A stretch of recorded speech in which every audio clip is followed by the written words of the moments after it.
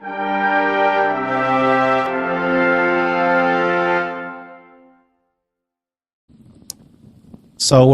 we're back at it, and everybody gets 1 hero point at the beginning of the session. Hero points distributed generally about 1 hero point an hour. That's their recommendation. Do we have anybody who wants to give a session summary from last time? I don't have anything to offer you. I could give you a plus one circumstance bonus to your next roll if you give a session summary. That's a good idea. I can give out +1 circumstance bonuses. I can't give out hero points like that. Nobody? Okay, yeah, I guess I'll summarize. Summarizing what we've been going through. So the party is helping Tamily Tamerville with a problem where there's something stealing her fish and her grain from her stores in a cellar. And you guys went down to investigate. You killed some rats, but you found out that it's not just the rats that are raiding her cellar. There are actually kobolds down there. There's a band of kobolds doing something nefarious. They're stealing an enormous amount of food from her, and it's affecting her business now. They're stealing an enormous amount of food from her. You're not really sure why. You've gone there and you fought a couple of bands of kobolds and been able to eliminate them at this point. But also you discovered that through the cellar, there's a cave system. Apparently the kobolds came through that cave system and knocked a wall into the cellar. And the cave system appears to be appears to cover some ancient ruins that have been long forgotten, built under Otari during the time of the Aslanti. The Aslanti are these ancient people that destroyed themselves because of their hubris, just like the Netherese. So this ancient city had existed underneath Otari a long time ago. Now is only ruins, and you found a crypt to an ancient warlord down there. So there's kind of a little bit more of a complicated situation going on than just a bunch of critters stealing food from the grain, and you're not really sure why they're stealing that much food as well. So you guys chase the kobolds down to the second level of the dungeon. That's where you are right now. Part of this area is ancient ruin. Part of this area is natural cavern.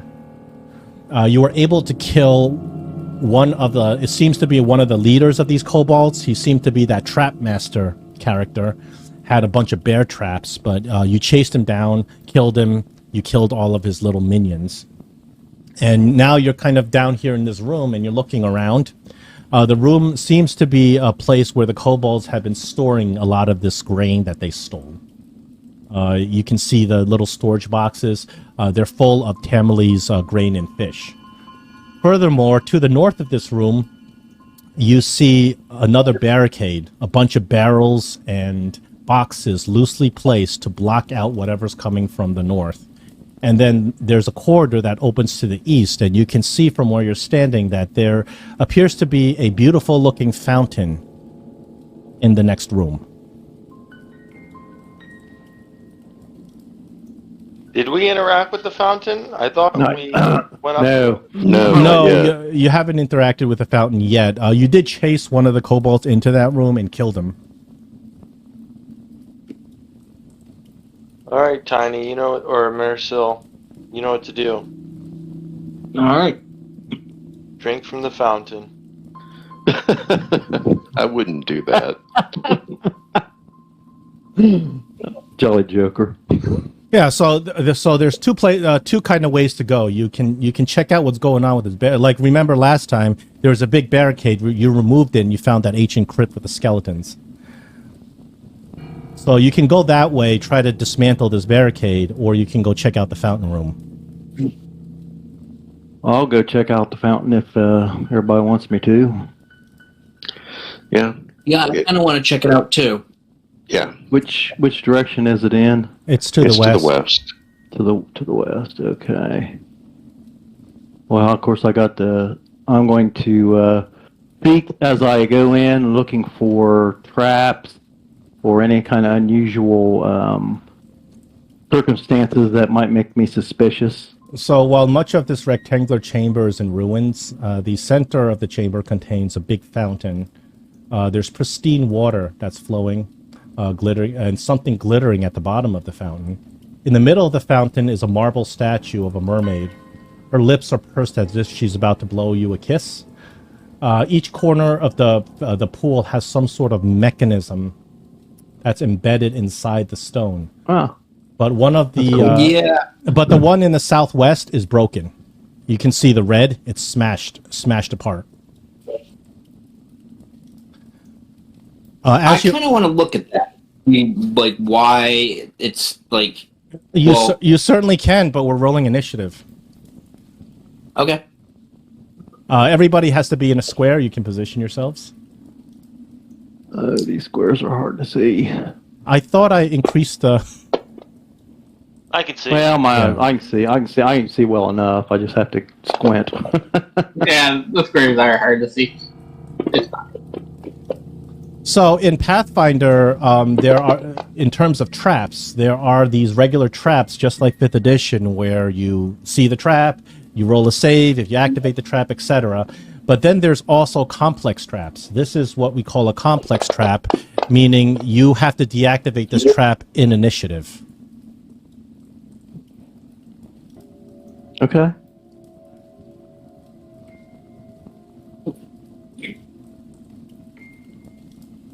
Looks like, has everybody rolled?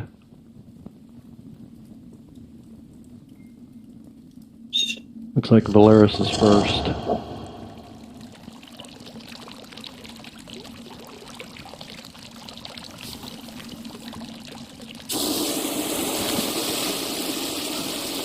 Okay.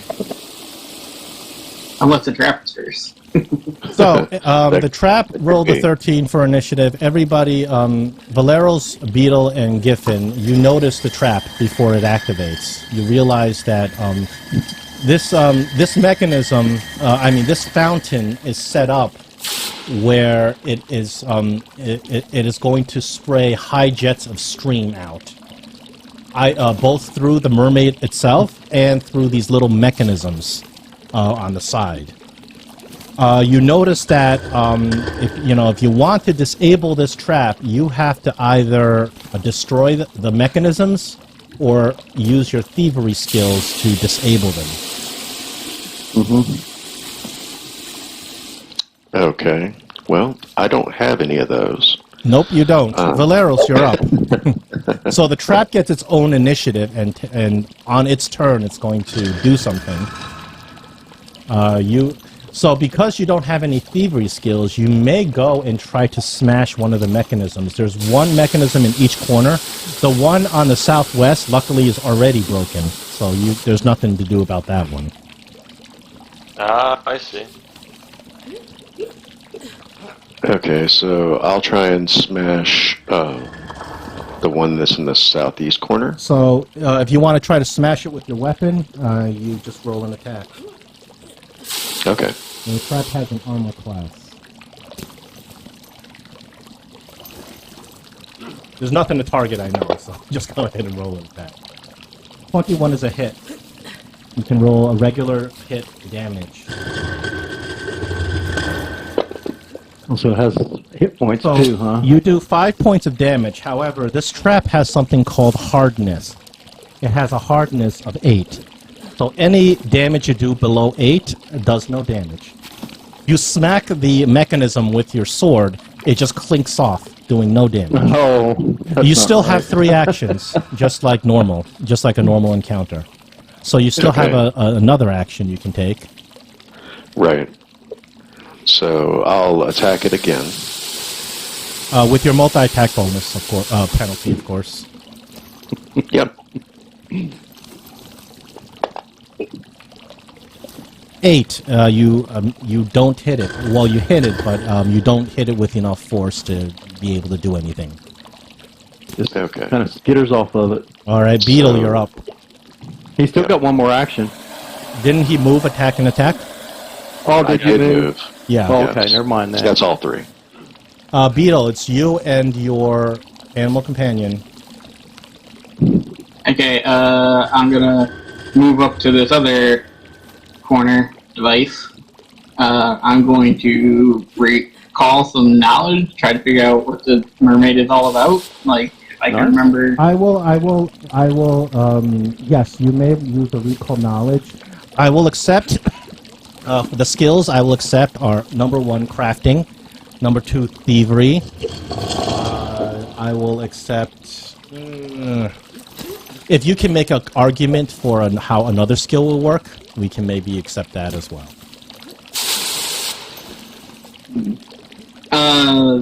I was trying to understand, like, try to get like background behind what this like statue's all about. Like, if it's like this is some type of religion or something like that, a religious symbol that might give us a hint to how to truly disarm these traps.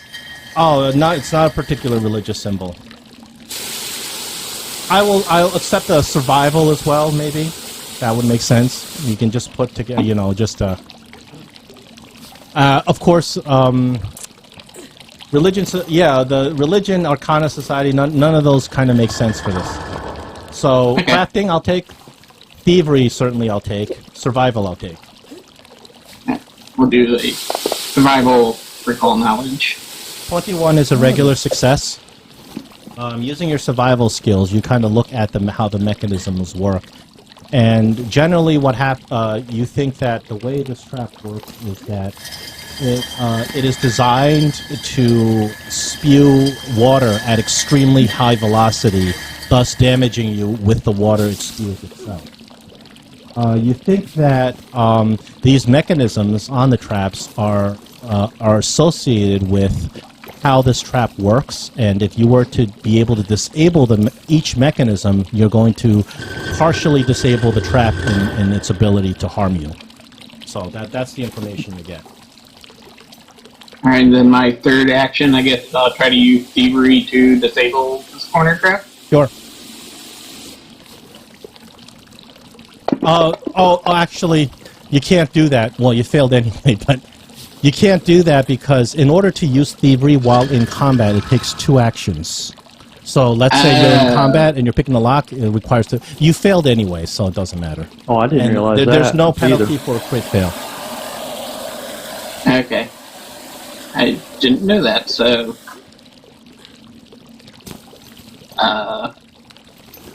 with that, I am... That's your 3 actions, so we're going to Giffen now. Okay. Oh, okay. So if I was trying to disable the trap, it takes 2 actions. It takes 2 actions to use thievery in combat to disable something or pick a lock. Here, let me put you in a square so you're not like in the middle of a square. There you go. All right, so I'll try to disable that. The top trap left, then. sure. I use thievery. Since this is a trap, I should get a circumstance bonus because my I think a +1 circumstance. Is that right? Does your feat give you that? You can add a +1 if your feat gives you that. I'm on double check. Trap finder. Okay. Yeah, I'll gain a +1 circumstance bonus to perception checks and to find traps and AC. But is it to disable it? No, but I do get if the trap goes off, you can disable traps that require a proficiency rank or higher, so legendary. Okay, so no, it doesn't. Yeah, you have to be master. You have to be master thief to be able but to. it does give me I'll get a +1 on my AC if the trap goes off. I guess that's what it says. Sure. If the trap attacks your AC, then you get a +1. Right. Not all traps obviously attack your AC. Some of them attack your saves. Well, yeah, that's true. I just lost the map. Really? Let me reshare the map. Maybe that'll help. Yeah. It just went blank. I got it now. Okay, so I need to roll thievery. Sure.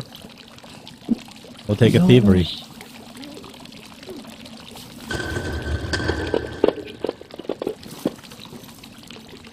15 is a failure.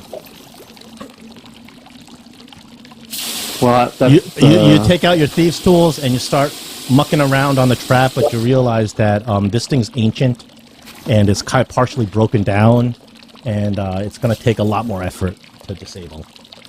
All right. Well, that's all because it was 2 actions to try to pick Okay. it, and I moved down to there. So So it's the trap's turn. Trap rolls a d10. 7. On a 7, the trap spins about. So the trap begins spinning around. The mermaid begins spinning around, and fires a spray of water at each corner of the room that still has a functioning mechanism, which is all these corners. well, I have reaction of nimble dodge. What does that do? It gives me a +2 circumstance bonus on my AC. If This is not attacking. And if I see the, oh, it's not. It's attacking your reflex. Okay. So what you get? Oh man, the script is not written properly, which I'm not happy about. Damn, I guess we can't get attacked.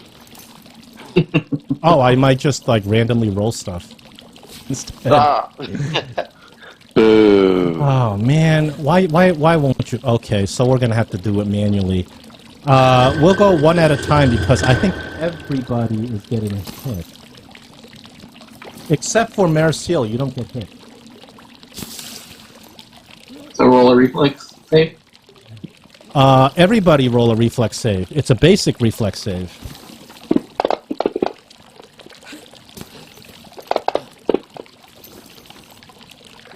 Roland, you succeed. Everybody else, you fail. No crit fails. I haven't rolled yet. Drugami actually, he's actually safe. You rolled for him already? Where is my reflex save? No, Drugami is not part of it. Okay. Oh, where's your reflex save? Open up the character sheet. It's on several different pages. It's on the main page. I found it. Yeah, I found yeah. it on the main page.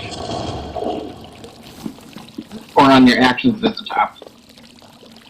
That's a success. The DC was 15. So if you succeed, it's half damage. If you fail, it is double damage. Oh, I'm sorry, it's a full damage if you fail. Nobody crit failed, because that you'd have to roll a 5 or lower. And Drugami is safe from this. So, I'm going to roll the damage, and we're going to have to just manually subtract hit points. Damage is 2d... 2 points bludgeoning. Not Good bad. roll. Not bad at all. So, you either take 2 points of damage, or you take 1 point of damage. If you succeeded. No crit successes either. So we're going to manually do this. Roland, you succeed, you take 1 point of damage. Beetle, you fail, you take 2 points of damage. I'll just do Already this. did. Yeah, I saw I already it. did. I saw that. Valeros, you fail, you take 2 points of damage. That's done. Drugami, you succeed, you take a 1... Not Drugami, I'm sorry.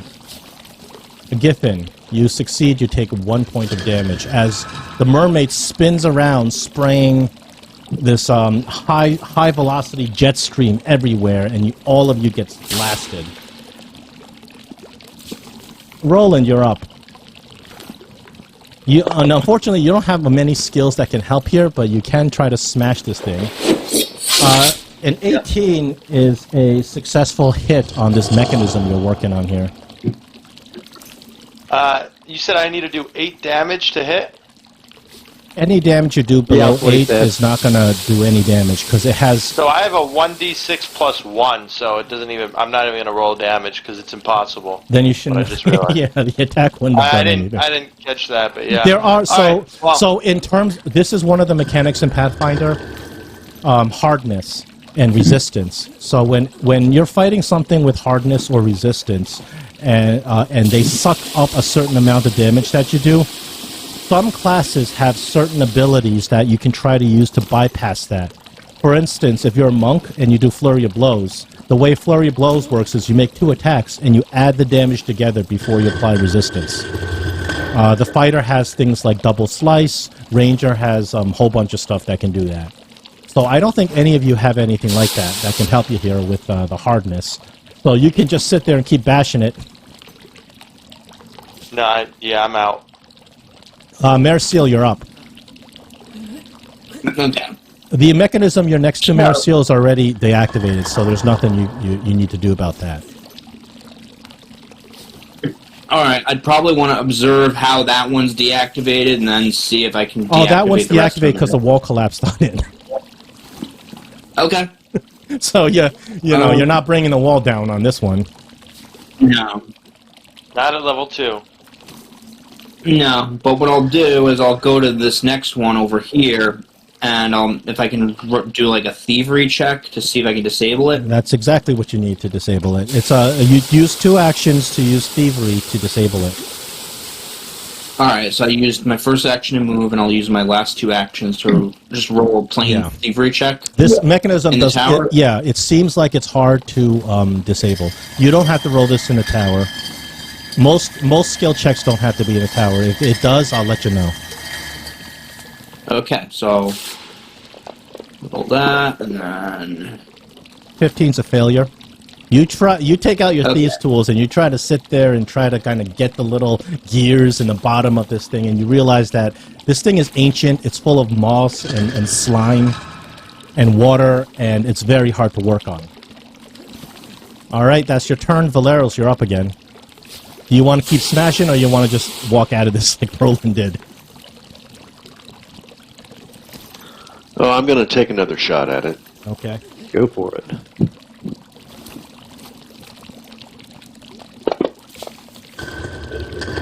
Fifteen's a failure. You don't penetrate the mechanism. You just Jeez. clunk. You do have 2 actions left. Right.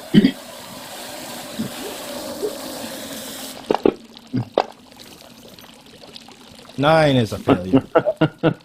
You have 1 action. Great. We're not starting off this day real well, are we? No. Pathfinder's hard. So I'm It's a going hard to, system. It's not as easy. In 5th edition, you just roll 1 check. Oh yeah, I win. But Pathfinder, these complex traps are challenging.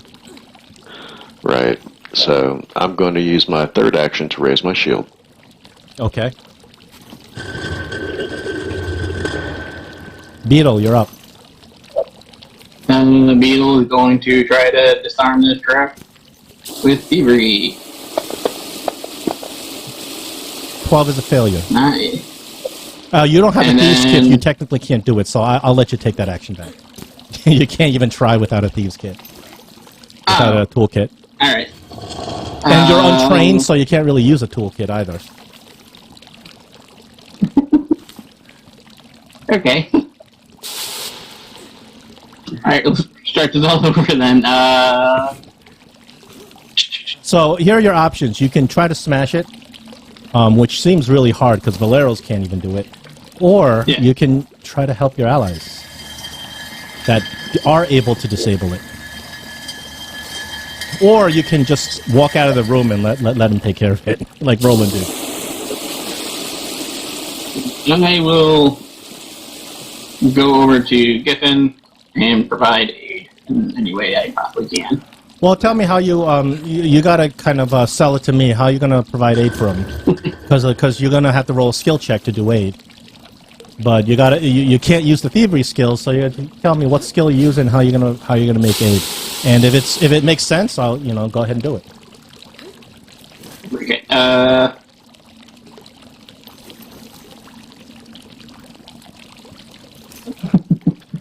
Do you have crafting? Of 0. Do you have survival? I have survival, so I'll let you use your survival. So if you want to aid Giffen, what you do is you roll against the same DC, and depending on your success, you provide a certain level of aid. I'll say I just took a look at that one. It looks very similar to this one. I don't really think I have the tools to figure this out. I'm hoping that you do, Giffen. And Yeah, using survival, you explain Well- part of the mechanism to Giffen. That makes perfect sense, Yeah. and you can roll the survival. DC is the same. That is a success. You give a +1 to Giffen's attempt to disable the trap. And then aid also costs 2 actions. I then will whistle combat. at Drugami to get out of the room so Oh, he doesn't get attacked. You don't have any more actions to talk to Drugami because you had to use 2 actions to give aid. So Dragom is still there, but he doesn't seem to be getting hit by that. Last time he didn't get hit. But it depends on what the fountain does next time, right? I didn't know that aid was 2 actions. Yep. In combat it is. Out of combat, you know, you can kind of do whatever. Oh, okay. Alright. Alright then. Yeah, in combat, That'll be the yeah, end of my also, turn. like, preparing an attack is also 2 actions. Alright. Giffen, you're up. So are you adding the bonus to me, or do I need to? You can add it. In Well, that little well, how box much that does it says do? modifier, just put a 1 in there. A 1, okay. Yeah, that's the easiest way. I mean, I can add it too, but, you know, I like to No, I mean, that's delegate all the fine. tasks to the players, Yeah. so I don't have to, you know, be doing So more obviously stuff. I'm going to use first 2 actions to try to disable this trap. 19 is a failure. And I'm going to use my last action. Hold on a second. to- I have a question. You got you get a +1 aid. You didn't have that other +1 to the disable, right? No, I didn't. Okay, so 19 is a failure. No, these I got these moved things 1 are. to 50. You have 1 Like action that. left, Giffen. Yeah, I'm going to move down to here. You're moving the other character. You're moving my character. Oh! No wonder I kept walking back. I'll put you in a square. Where you going, Giffen? You got a job to do over here. Here, I'm going to put you inside a square, so because you were fine. between squares. Fountain's turn. The fountain trap goes off at random by a D10. Oh boy, 10's not a good one. Everybody in the room, including your animal companion, is going to roll a reflex saving throw. Oh. I guess that didn't save me, did it? No. It depends on what the trap does.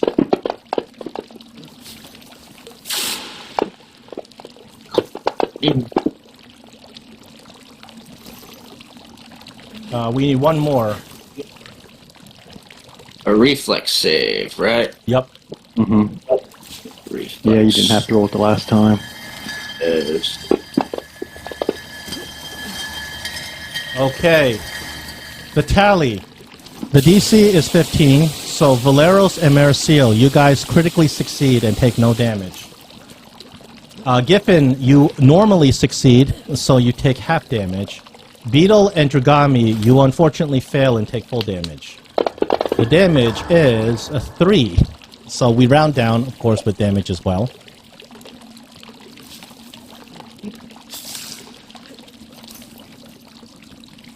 Everybody's damage tallied? This should be automated, but the yes. script here No. is broken. I should have one more damage. I only have 1, and I took damage last time. So I'll change it to 2. There we go. Valeros takes no damage. Beetle, you take 1 point of damage. It's rounded down. Oh, I'm sorry. You take 3 points of damage. Yeah, I just put that on. And your animal companion also takes 3 points of damage. Maricil takes no damage. It's fully resolved. Roland, you're up. You want to just hang out there? You don't have to do anything. I will allow you to not use your actions in this case. Well, I'm trying to think. I don't think I could move there, hit, and can you do movement twice or no? Yeah, of course you can. I would. You can Well, move what I'm 3 saying times. Can I move there once, make it, hit, and then come back? Well, no, hitting doesn't make a difference. We already established Yeah, that. because you got to bypass a hardness of 8. You don't have anything that can do more than 8 points of damage. I have So, no craft, no thievery. You know crafting, no thievery. Here are your options. You can help heal people, because that's what you do have, and you're really good at it. You can go in there and make a argument to me how you can use one of your skills to aid them, and I'll probably take it if it makes sense. Or you can hang out.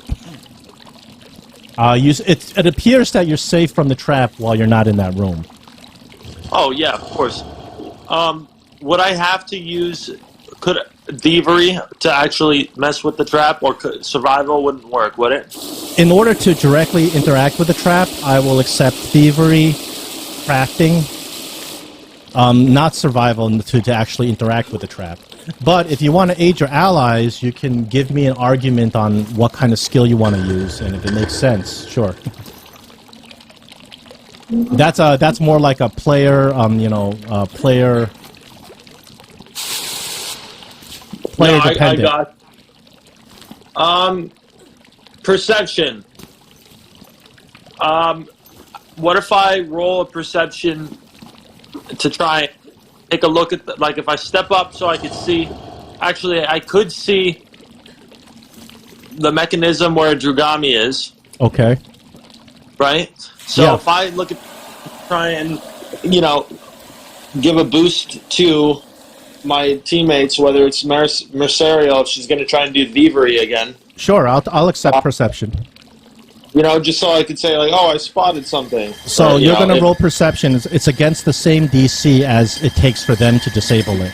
But yeah, you can do that. It takes 2 actions to do so as an aid. That's a failure. Okay. So, yeah, that's it.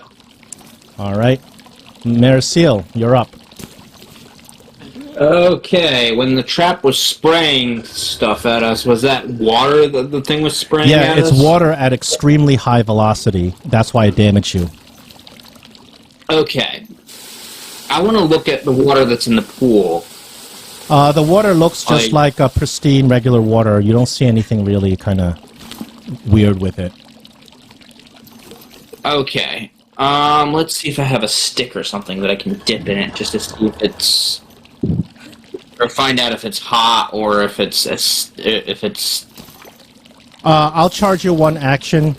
You can take like whatever stick or a weapon. You kind of dip in. The water is cold, pristine, seems fresh. You don't see anything off about it. Would we have known it was not hot if we got sprayed with it?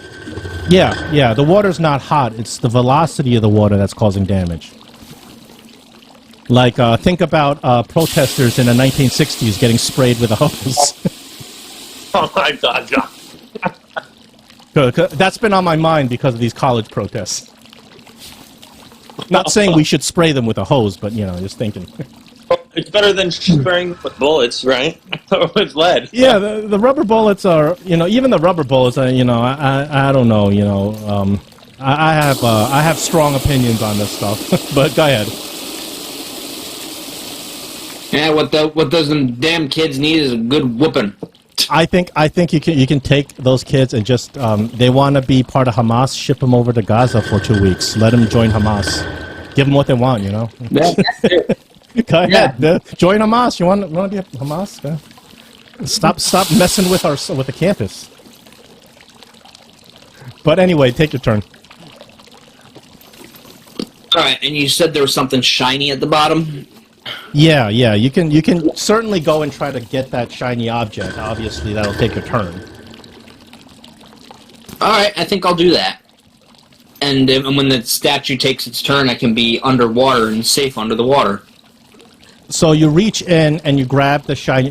They're coins. You get a handful of coins. Nice. How many coins do I get, and what types of coins? You get a handful of copper and silver coins. Okay. Alright. It's like, alright, cool. Some money. Nice. I got some money out of this. Nice. Okay. I put the money in my pocket and do an innocent whistle. So you have one action left if you want to use it. Because grabbing the coins is an interact action. Alright. And then I'll just walk away doing an innocent whistle kind of thing. Valeros, you're up. All right.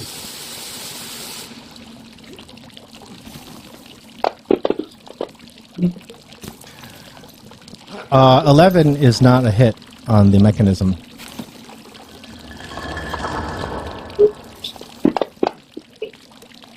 Five is definitely not a hit.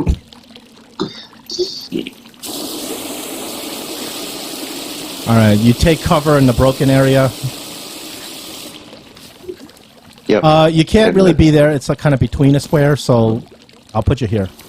If you don't want to Okay. be next to that mechanism. Beetle, you're up. I'm gonna whistle at Dragami to get out of here. So he'll get out of here. I'm like, I'll yell to the group, this is all fun and all, but we gotta do something about these traps. And then I will... How deep is the water? The water's like maybe like a foot or two deep. You can see to the bottom. There's some, the shiny stuff in there. Marisol grabbed a handful of coins out of it. And then is it deep enough for me to get in? Sure. Like, get underwater. Hoping that I will take cover into the water. I will move into here and take cover into the water so I don't get sprayed again. And then that should be 3 turns. Might as well grab some money while you're down there. Giffen, you're up. I'm thinking that we're maybe, if we can't do some more damage or get these open or whatever, that we maybe head north and just leave this fountain alone. But I'll give it one more shot. Let's move up to there. Am I in a square? And I will attempt to disable this trap here.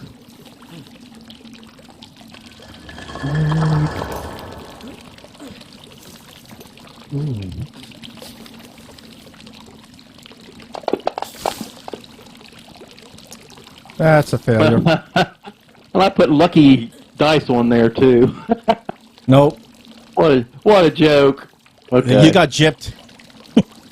I got gypped. Fountain trap activates.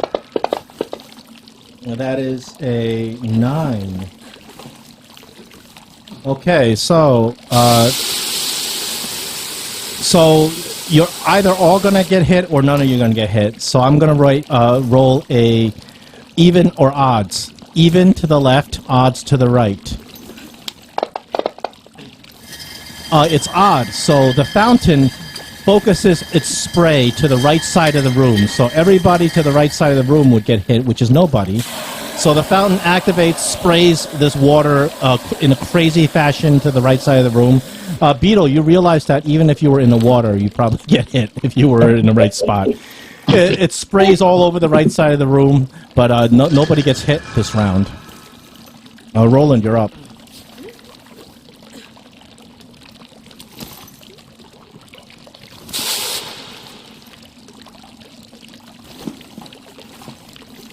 Roland, you're muted.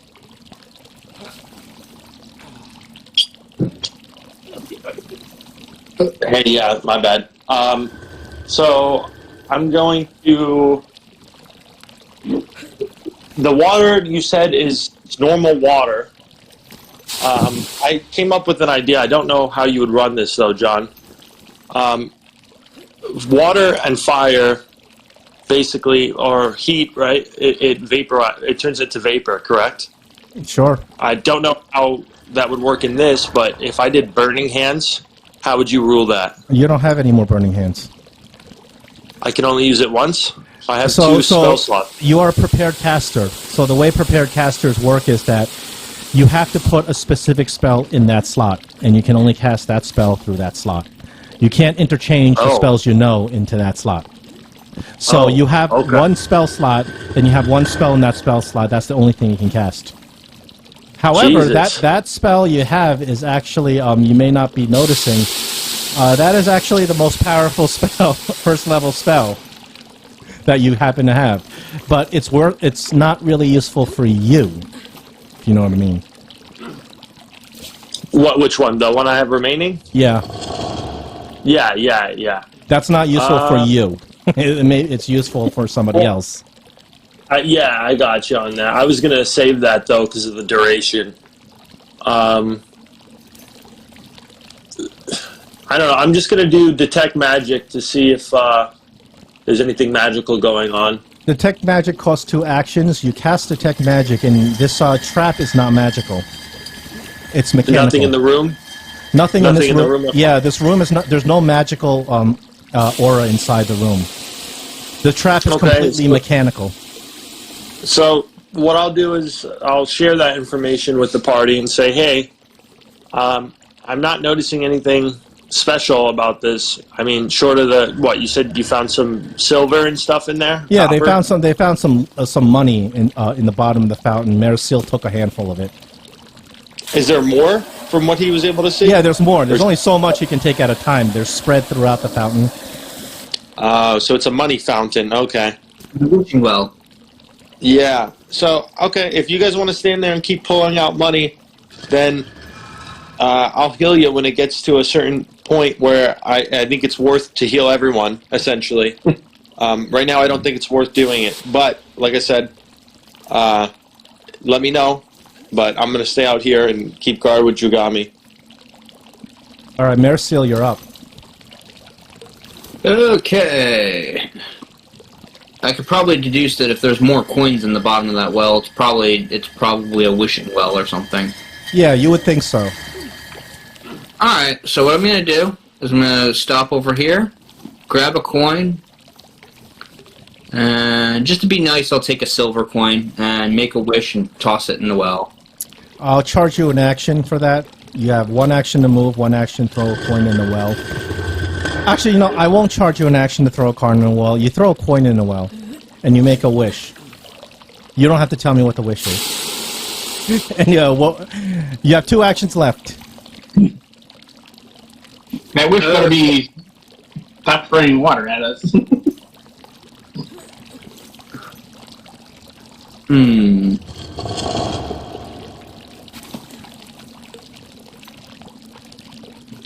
Let's see, do I wanna...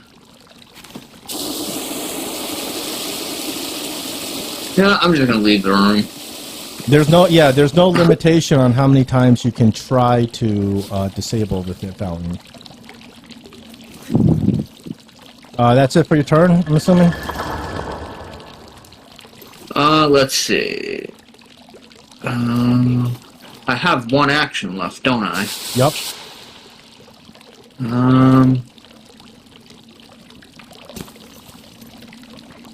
Let's see, what do I want to do with that one action? I'm gonna... You don't have to spend all your actions in this case. Alright, I won't. I'll Yeah. end my turn then. So. Okay. Valeros? Alright, I'll take one more crack at this damn thing.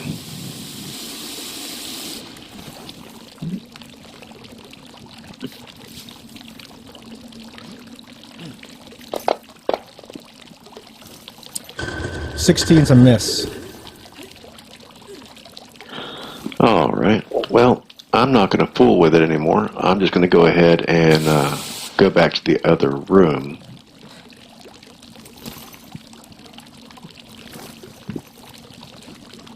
Did Valero done any damage to that one? No. He hit it only once and didn't do enough damage to start damaging it. Down to Beetle. Right. When I was doing damage, when I was inspecting the the mechanisms, was it all stone based or was there wood and It's all stone from what you can see. On the inside, you think maybe there's like some metal stuff working. that's probably not. Wood wouldn't last this long. This is an ancient device. Wood probably would have rotted a long time ago with all this water. No, I was just trying to think it really my most powerful thing would be like produce flame on it, but I don't think it's gonna do anything. You can cast a produce flame on it if you want to. Sure, I'll cast produce flame on the one that Valero is working on. Okay, so the fountain has a it's a reflex save, correct? It's actually a spell attack. Oh, it's a spell attack. Go ahead. Yes, I'll just 24 is a hit. a regular hit. That's a regular hit. You do 6 points of fire damage. Unfortunately, that doesn't bypass the hardness of the mechanism. You don't think you've damaged it at all. And then I will try to get out of here, just in case this tries to go off. So 5, 10, 15, Oh 20. no, it's 5, 10, and then 25? 25 because you did 2 diagonals. Okay, so That's 5, I, that's 10, 10. and then 25 because a second diagonal costs 10. You can probably go up to that other hallway because it's a little bit closer to where you was at. 5, 10, 15, 20, and then there's a door in my way. Yeah, see what that, happens. there's You're a out, you're out of the room. yeah, there's a so- stone door right in your face as you get up there. Giffen, you're up. You're the only guy in the room right Right. now. I'm like, where'd everybody go? Everybody just Well, ran away. I'm going to try a different tact, and I'm going to try my fling staff. Oh, I just got to do it in the rock. The one over here to the east of me, I guess. 14's a miss. Okay, well, I might as well try one more time.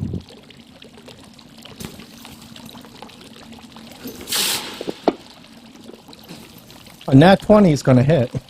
And you crit, because the 20 brings your success to a critical success. So you may roll damage and we'll double it. You do 6 points of damage, not able to bypass the hardness of the mechanism. I'm going to come up here and talk to Beetle for a while. All right, Hey, so Beetle. We're gonna power. so everybody is out of the room, so combat is suspended for now. The mechanism, of course, goes off again, but since you're all out of range, it's not going to be able to hit you, and you decide what you want to do. One thing about Pathfinder system is get used to failing, because you're going to fail a lot. 5e doesn't like to have PCs fail at anything, but Pathfinder, it's part of the game. Alright, if that is the case, I'm just gonna. If I'm not gonna get attacked when the thing goes off, I'm going to. Well, as long as you're not in the room, combat is suspended, but if you want to go back into the room, we got to kind of do it more like initiative style. Well, I can see like the mechanism Yeah. closest to me, and I would just try to do produce flame on it, try to destroy it from here. You know what? I'll allow that. I'm okay with that. You can, in between the mechanism going off, if you want to run in and try and do your thing, I'm okay with that. I'm not running in anywhere. I can do it from a Oh. distance. Yeah, if you want to continuously throw your shoot your sling at it, I'm okay with that. That's a miss. No, not you are? sling. I'm not saying sling. I'm doing produce flame. Oh, I'm okay. casting a Yes, spell. yeah, I'm okay with that. So I can shoot my sling at it? Are Yeah. we still in initiative? We're not in initiative because the fountain can't reach you when you're out of the room. Yeah. So So do you Do you want wanna to do keep this on- into perpetuity? It'll take you like you can do this for like hours if you want. So are you Well, I committing was to do waiting for a decision. I'd just like to go on, but I'm Johnny come lately, so Yeah, if you do want to just go on, if somebody wants to go through the room, we have to do it through initiative. But if you just want to... well, what I'll do is I'll check this door behind me and see if I feel. that's a good idea. You can do a perception on the door behind you. Okay. Perception on the door behind me. While he's doing that, can I break these barrels? Or are we holding off on that? Well, what would Yeah, you like let's to... not do that. That's up to you guys. You can certainly break Let's the not do barrels. that quite yet. We're going to be making a bunch of noise, and the whole Man, crew's you don't not in there. think hitting a fountain and going ka-chink while it's going spraying stuff? doesn't make a Beto, noise? you rolled an 11. Heck no, That's it's soft metal. You rolled an 11. You don't hear anything behind the wall. Well, does the door open? Oh, you're trying to open this door? Yeah. Yeah, the door opens easily. And we're going to roll initiative again. Oh boy. Lovely. Now you guys are in trouble. trapped between a rock and a hard place. Oh boy. Are us in the other room rolling initiative or no? Yes.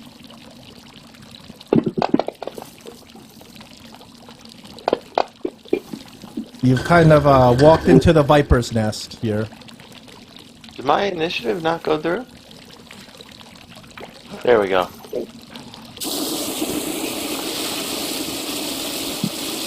Head to the other room.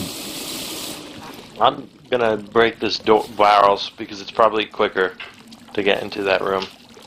Well, you don't even know if it goes to the same place. Well, we had another room that was like that, if I'm not mistaken. Or at least I thought we did. That had two ways Well, to you get probably in. have to wait till your turn anyway. Well, yeah, but I'm not going solo into that room where you are. I'm coming back you to you open guys. up the room and it's absolutely chock full of kobolds. And they have their weapons out, they're prepared to fight. You guys made a lot of noise in the fountain. And they have been alerted. And they're ready to take you down.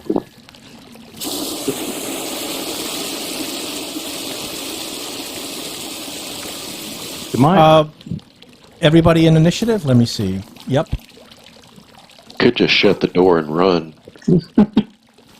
Beetle, you're up first. Yeah, that's not a bad idea. Beetle is going to. It costs one action to shut the door. Does that door, does it go in towards that room or out towards this room? It goes in. Beetle just opened the door and realized that he opened the door to the kobold's hideout. And because you were making noise in the fountain, they recognized that they recognized you. They're ready to fight.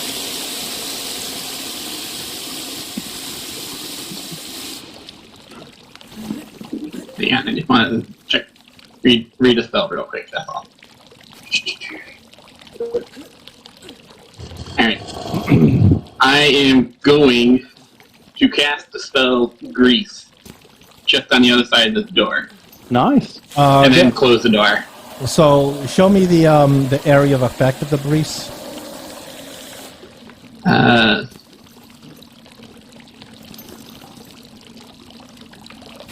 Area. Did you have you had grease in your spell list?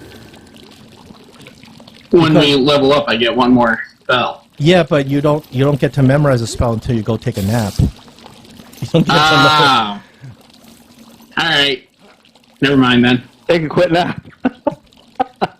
to just tell the kobolds, give me 8 hours, all right? Yeah, give me a second here. No, I'll you do that. guys unfortunately have gotten yourselves into some big trouble here.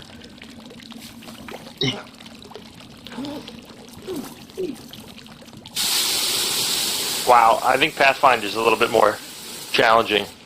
It absolutely is. That's all right. But that's part of. Challenging? I didn't say it was wrong. I just said it was challenging. Oh yeah. Yeah. But you level guys up, are and then also it's a long rest. you're also low level too, so That that plays a lot into this. Mm. You have a lot more things you can do at higher level. Well, It looks like that.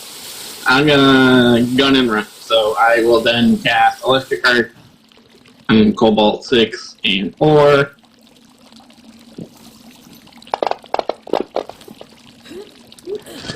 Two successes, they both take half damage. And take half damage. 3 points of damage, not bad. It's gonna- And I'm just gonna run. So okay, so we gotta go. Yeah, I'm gonna turn token lock on after this one. So 5, 10, 15. you're 15 now, 20, 20. 25. That's the end of your 3 actions. Yep.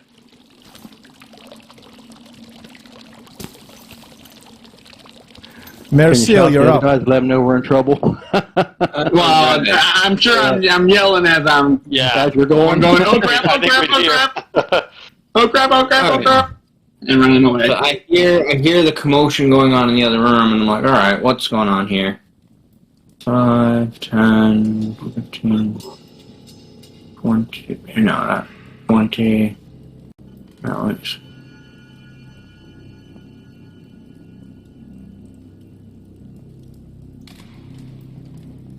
Over here.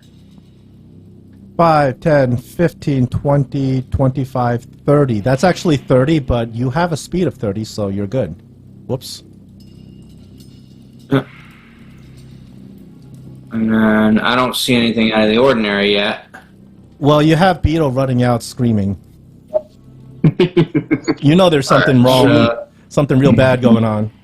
You can do a ready action if you still got 2 actions. Yes, so if you want to Left. do a prepare or ready action, it costs 2 actions, and you can prepare something that costs 1 action. That turns it into a reaction. Okay, so it costs 2 actions to ready an action? Yes. Yeah. And you can only ready something that costs 1 action. You can't ready it like a spell or something that costs 2 actions. Alright, so what I'm going to do is I'll ready an action to attack any hostile creature that comes through this threshold where Giffin's token is. And I got some better news for you because well, I can't say you rolled stealth for initiative in that case because you guys were surprised in the ambush. So no, you don't have stealth going for you. All right, we have the Kobold warriors. They are gonna pour in and they're gonna fight. Hold on, I'll do a 5, 10, 15, 20. He runs in, and Giffen, you are just prime for the taken here. He's going to attack you with a spear. Okay.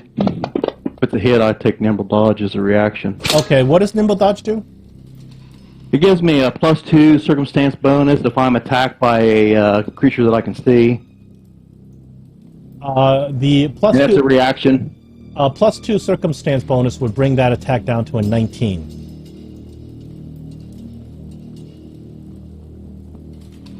Which would still hit, I think. So you're going to eat this damage from the spear. Actually, bring it be a 18, right? A +2 circumstance. He rolled a 21. So if you were to... Minus 21 minus... Oh, it's 2. Never Yeah. mind. That was my bad. So Okay. he does 3 damage on you, and these kobolds are pretty smart. They are combatants. They do know how to fight. So after he hits you, he's going to walk away so his ally can come and hit you.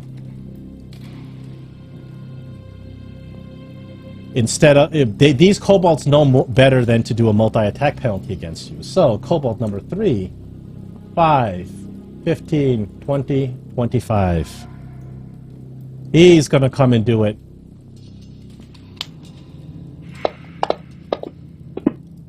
He misses. After missing, this kobold, what he's going to do instead is he's going to try to move through your space. And you can do this in Pathfinder, whether you're a player or a monster. What you do is something called tumble through. And he moves at difficult terrain through your space. In order to tumble through, he has to roll acrobatics against your fortitude. So he rolls a 13. Does that beat your fortitude DC? Now, in order to calculate your fortitude DC, you look at your fortitude bonus and you add 10 to it. Oh, I'm sorry. So, it's acrobatics against reflex. I'm sorry. I made a mistake. I will bring Well, up... my reflex roll would be 10. So your reflex DC is 20. Here, let me show you. Let me show you what this guy's doing. Acrobatics check against reflex DC. So your reflex DC is 20. He tries to tumble through you. He fails, and he stays right there. Okay. This next Kobold Warrior has to use 2 movements because he doesn't have the speed. He uses 2 movements. First he gets here, and then he uses a second movement to try to tumble through you again.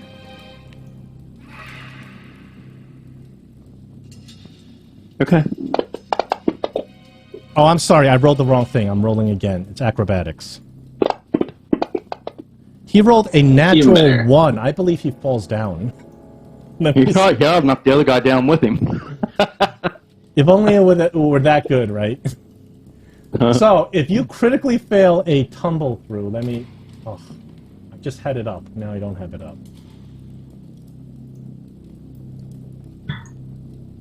When you critically fail a tumble through, nothing happens. So he tries to do a tumble through, he fails, he stays exactly where he is. He does have a third attack, and he's able to chuck his spear at you. I'm sorry. The good news is you're not flat-footed, so he doesn't get sneak attack. The bad news is this damage that he's about to do. 11 points of damage. Stings.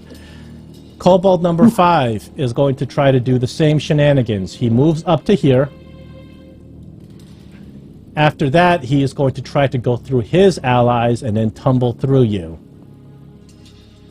Let's see if he's got more luck in this. 24. That is a success. He beats your reflex DC, and he's able to make it here. You're flanked. Now that you're flanked, he is most definitely going to take advantage of that. He has one action. He's going to attack you with a spear. He misses. Yes. The fountain trap goes off.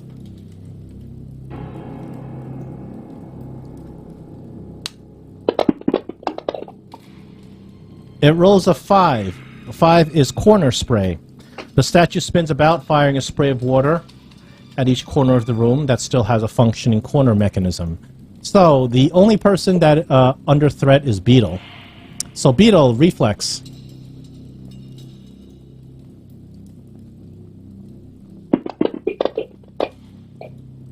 Beetle, that is a normal success. You take half damage. What about Maricel? Maricel's not adjacent to it. Oh, you have to be adjacent to Yeah. it. Oh, okay. So, Don't Beetle, help. Beetle, you take 1 point of fountain bludgeoning damage. Roland, now your I've assistant's been in your I've been in assistant's hotter expired. sunless. You're taking a shower Yeah. here. Roland, you're up. Now, one of your allies is in deep trouble. Well, I know Valero's is gonna go soon, but You can drop your turn, actually. So what that does is you say, I'm going to delay my turn, and you can jump back in at the end of anybody else's turn. So if you want to do that, you can do that. I'll tell you what. I can. You target one creature you can touch. Target one creature within 30 feet.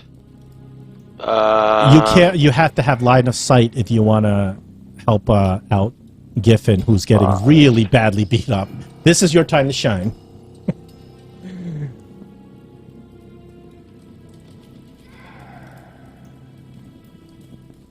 Okay, I'm gonna move there. Line of sight. You see Giffen already- bleeding profusely, getting speared. It's just a flesh wound. So now I'm just gonna ask this. I can deal positive damage with heal to undead creatures? Yes, but you're certain that these kobolds are not undead. No, I know that. I just didn't know I could have done that. Oh, yeah, you against the could have. undead or- Yeah. Okay. During that skeleton fight, that's actually one of the best things you can do. 3-action heal. Huh. You heal all your allies and you destroy all the skeletons. So, does my 1d10 to him? Okay, So if I you want guess to I'll know do- if you can reach him, you just do it as if you're moving.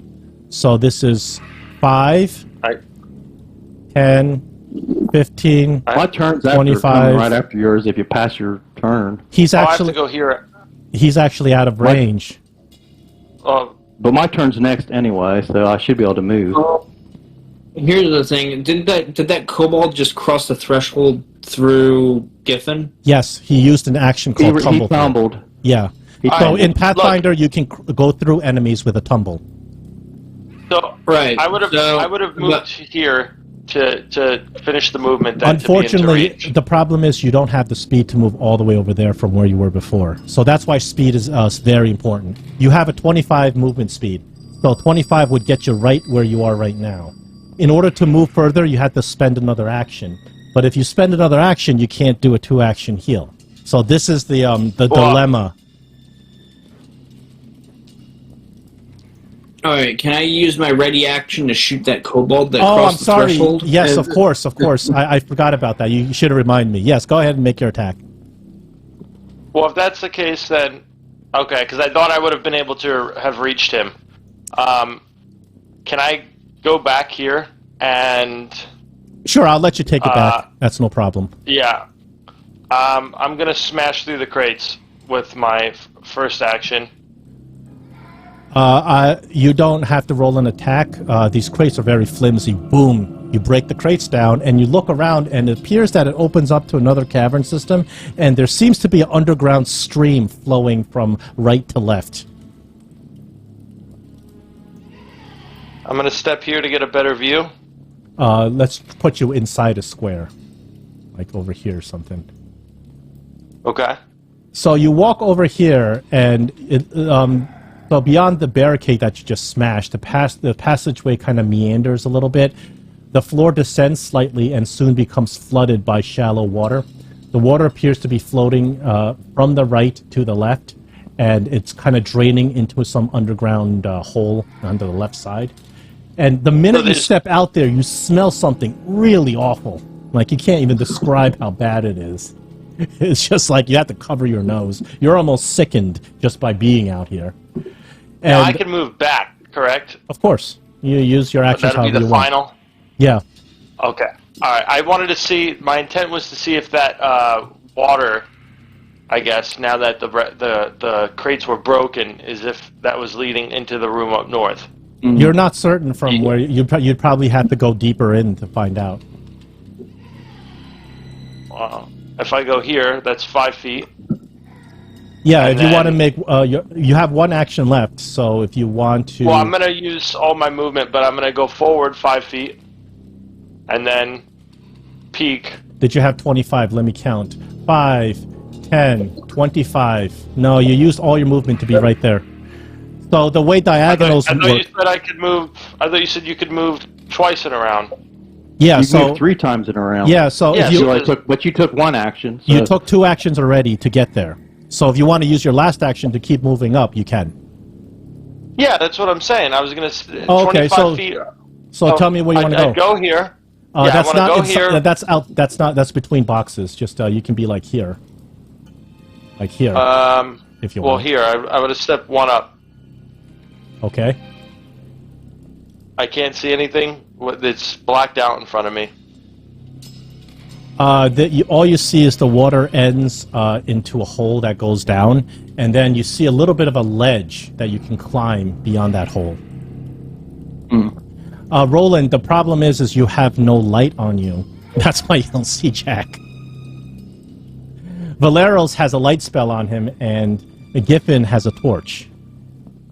You walked in there and you got no light. That's why you don't see anything. But what you can 5. vaguely make out through the darkness is the water goes into a hole, and then there's a ledge above the hole. Okay, Wow. you can move back. That's 10 feet of movement. 10, 15, You got 10 more. 20, 20, 25. 25. And there you go. I will hold. Well, Well, that's no, it. no, And you've then used all your if you actions. Can get here next time. Yeah. If Giffen can get here next round, I'll heal you. Giffen, you're up. You can't move through this kobold. You can only tumble through if you want to try. I can't go diagonal. Can I use my ready action real quick? Have you done it already? Go ahead. No, he hadn't. Yeah, maybe you'll crit it and kill it. It's kobold number 5, the one that's right there. That's a regular hit.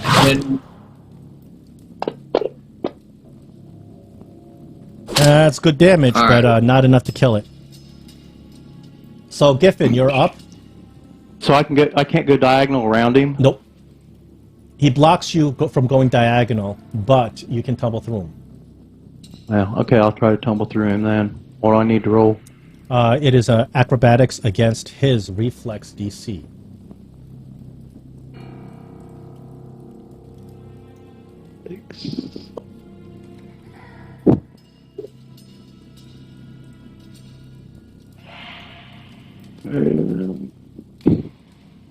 Well, it bounces out of the box sometimes. There we go. 26 is a regular success. You can tumble through him. He's difficult terrain. Okay, Griffin so- does a little, like, spin maneuver to get around him. So now you may take your movement through him. He is difficult terrain. And his adjacent squares are difficult terrain. So when I go through him, I'll have to use how many? 10 feet. Because, So to go to right there, I'm using 10 feet, right? well, it's total 15 feet. Because going through him is 10 feet.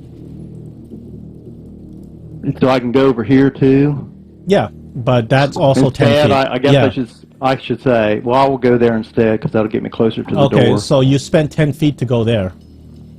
Okay, Because you went and through it diagonally. And then you can complete your movement how you want. You don't there. you don't have enough wait a speed minute. to go there. Well, yeah, I got. Oh. Unless you use You can more- use it for the action to keep on running. So I got 25. That's right to the doorway, Okay, right? if you use all three of your actions to move, you can get there. Right. That's what I'm going to do. And luckily, none of these kobolds have opportunity attacks, so no, they're not going to be All right. swiping at you as you run away. I'll take the off-guard condition off of you. Okay, and then at least I'm kind of a little bit out of danger right now. Little bit. A little bit. 5. So tumbling counted as one action. Yes.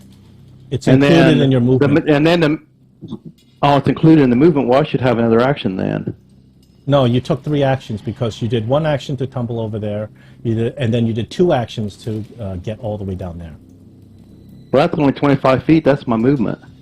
No, that was more than 25 feet. It's just the distance measured 25 feet. That's why I have token lock on. I thought it calculated. if you Yeah, did no, the, it calculates. use the arrow. It does a weird thing in calculating. So the number's not Yeah, you're reliable. right, okay. So what I recommend is go square by square. Then it's going to be accurate. Right. Okay. 15, 20, 25, 30, 35, 40, 45. Oh, that's going to be... he's going to have to use all of his actions to move all the way down here. He takes 3 move actions and gets all the way down here. No more actions left to hit you. This Kobold, same deal. 5, 10, 15, 20, 25, 30, 35, 40. Oh boy, he can't even get... He can get here. Valeros, you're up. All right. Giffen just got himself out of trouble. Oh, yeah, so when you drag it 5, you can drag it... Yeah, there you go. That's the best way to kind of execute your movement. You can keep dragging How'd you it. You drag it and drop, Oh. drag and drop. Yeah. Valeros, Okay. One at a time. you want to be there? You Well, my can move movement's through Giffen. only He's your 20. ally. Yeah. Right. It don't Right. cost extra. Plus, I'm small anyway, so. They don't care about the small, medium, large in terms of that. You can't be on Giffen, but you can move through him. Yep, there you go. 25 feet of movement. That's 1 action. So my next action is to move into position. Yep. Very good. Now you're face to face with one of these kobolds.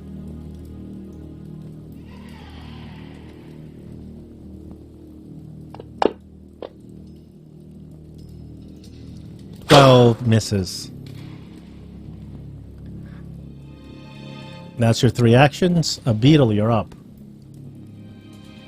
Run and gun. I will do electric arc on warrior number 4. And not group number 6. How many times does it jump? Yeah, don't target yourself. You're not targeting warrior number 6. It's out of view. So. Well, the targets say the combat tracker says I'm targeting warrior 6. Yeah, just remove that, or I'll remove it because you can't target 6 anyway. So Yeah. pick an. Oh, I'm sorry, just redo that. There you go. Here you go. We do those two. Reflex save. We have 1 failure and 1 success. So go ahead, roll your damage. Oh, you killed both of them. Killed both of them with that one electric arc. There you go. That's a great great move right there. And then I will use the rest of my movement to get out of this room. So Before the fountain 5, 10. fountain smacks you in the face. Yeah. There you I go. will get to there.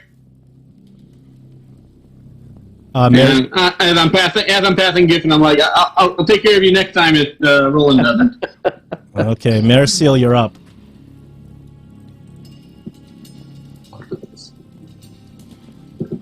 I can do combat heal on myself, right? You can remember combat healing, battle medicine.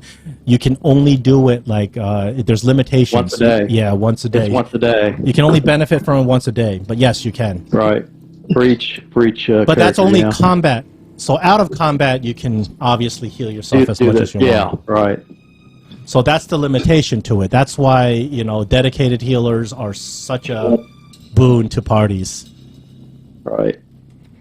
Alright, I'm going to move over to here, and then I'm going to target this guy, pull out my rapier, and then attack him. So your actions is 1 action to move, 2nd action to swap weapons, because in the remaster, you can do a swap. You put away 1 weapon, take out 1 weapon. So that's what you're doing. You're doing a swap, and then 3rd action attack. Nice. Okay, and I do have quick draw. And maybe to keep things simple. Yeah, unfortunately, quick draw has become less useful because of that swap action. So you can't quick draw if you already you can't quick draw if you already have a weapon. I mean, I guess you could if you can put it in your other hand and then not just hold the bow in your. But either way, it's going to cost the same actions. All right, so I'll use my final action to attack the kobold. 9's not going to cut it. My... You guys have hero points if you should choose to use them. You know what? I think I will. Okay, roll it again.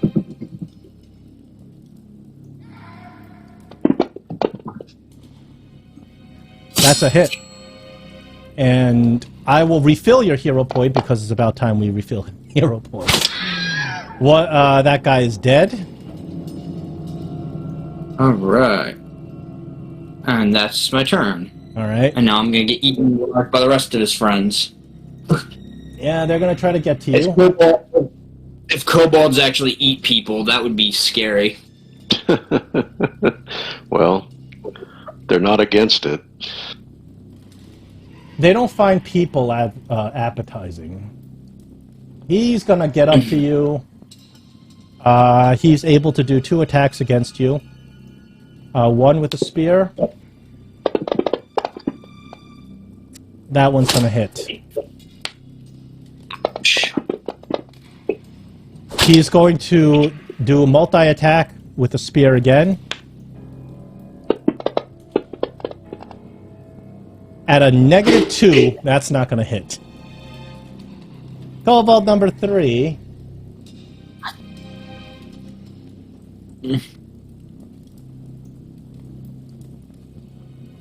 Hold on. I screwed up there. 5, 10, 15, 20. Unfortunately, the second diagonal is going to be 30, and he has a speed of 25, so he can't get in to flank you. You know what? He's going to try. Valeros, he's moving. He's using a move action in your threatened range. Would you like to react? Yes, I would. Okay, he's gonna try to flank Marasil, but you might kill him before he does that. Oh, bad luck. So he uses 2 movements to get to a flanking range, making Marasil off guard, and then he's going to use a spear.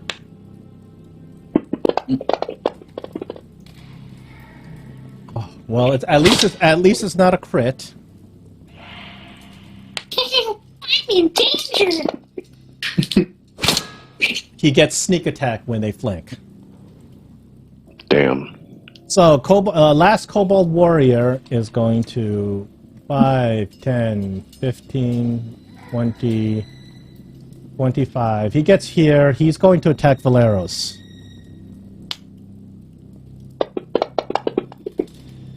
He misses. Badly. So, the Kobold has a ability called a hurried retreat. So because the Kobold is adjacent to another Kobold, the Kobold can make a movement up to 30 feet, and when he does this, he gets a +2 circumstance bonus to opportunity attacks. So that's what this Kobold's going to do. He's going to try to be sneaky, and he's Valeros. He's using a move action in your threatened space. Obviously, you can. Yep. Oh no, All right. I'm sorry. You already used your thing. You can't. Yeah, I did. You Yeah, use your I did that reaction. earlier. No, you don't have a second reaction. Not at this level. So he's going to take advantage of his Kobold sneakiness, and he's going to move right over here. Now we have the fountain trap, and if it rolls the wrong thing, you're all in trouble. But the kobold should be in trouble. They are too. It rolls an 8, which is half room. Okay? So half room, even left, odds right. If we roll odds, then everybody is going to get hit. Even. We're not in this room. What? No, I'm to everybody in the room. Oh, Yeah, okay. including the kobolds. But I rolled even, so the fountain spins around, sprays the left side of the room, and you guys, none of you get hit from that. Roland, you're up. Okay.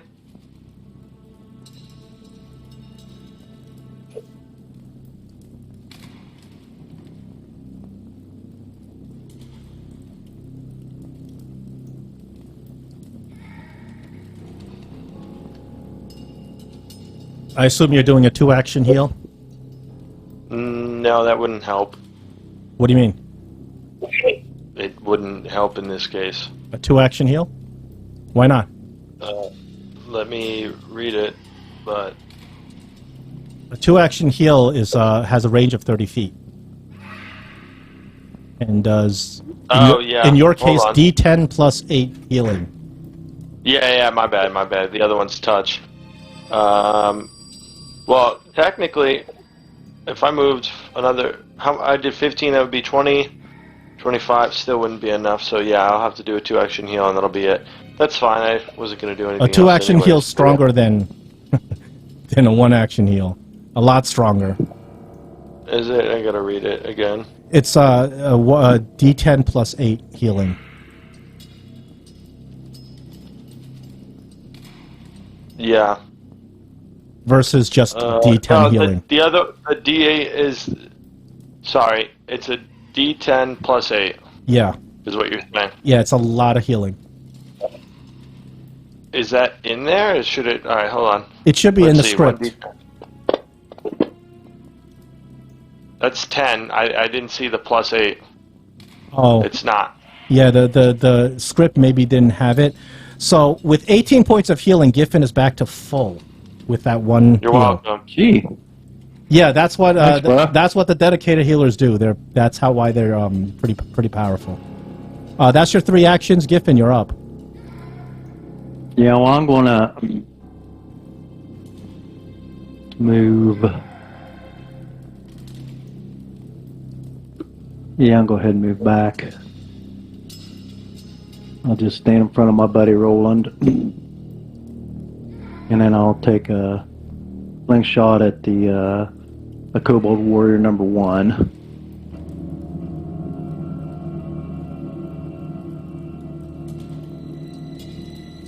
Now, if I can grab the dice, I will. There we go. 24 is a regular hit, non-critical. Okay.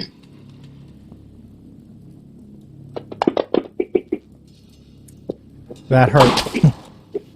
Well, he's looks like he's wounded pretty well, so I might as well take another shot at him. Okay, Hail Mary. Oh yeah. Your Hail Mary hits.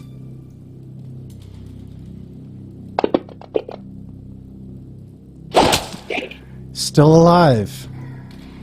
All right. Well, that's my 3 actions. So I'll pass. I'm feeling a lot better right now. I bet.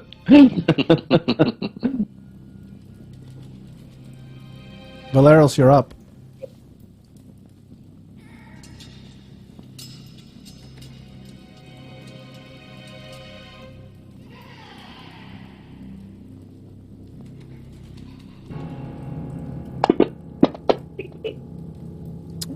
That's a critical hit.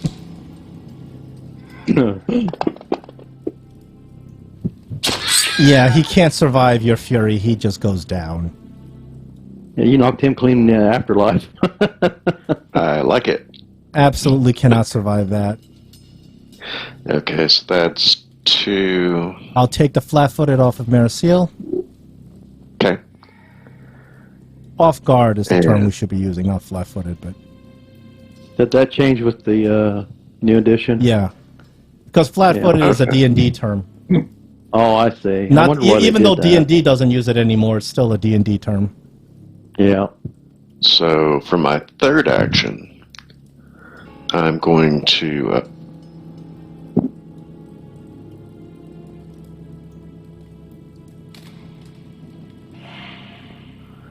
do that. That way, in case somebody engages him in melee combat, he will be off guard. That's good Hit tactical, great tactical thinking. Mm-hmm. He barely has any hit points to survive anything, but... Beetle, you're up. I will move up to here. Can't see the other creature from here.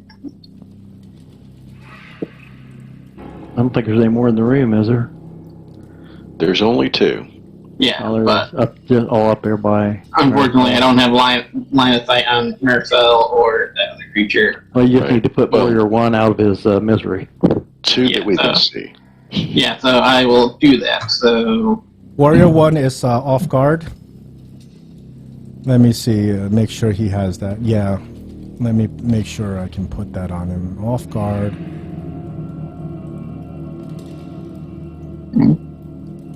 and I will do a produce flame, but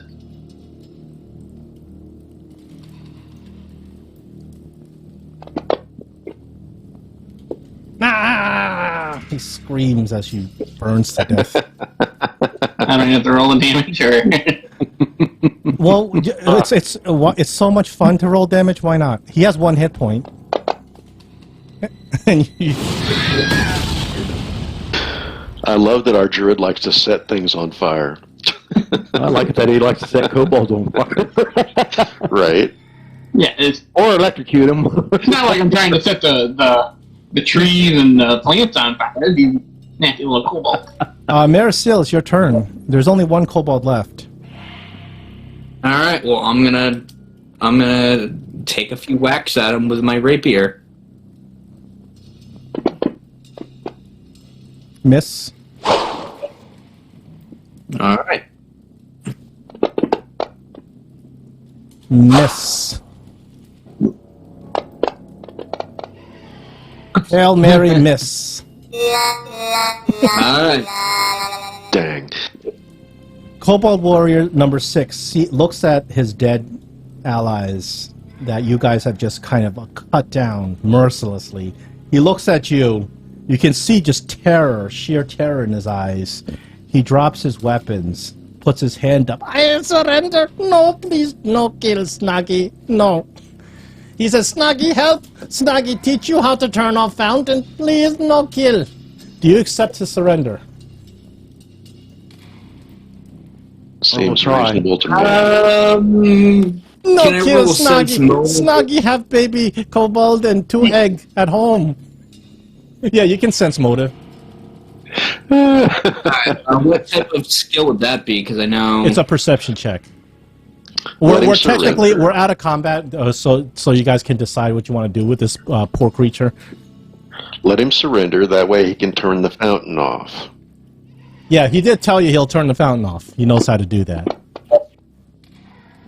All right. So 26 on my perception. Mercia, on your that is a critical success on your sense motive.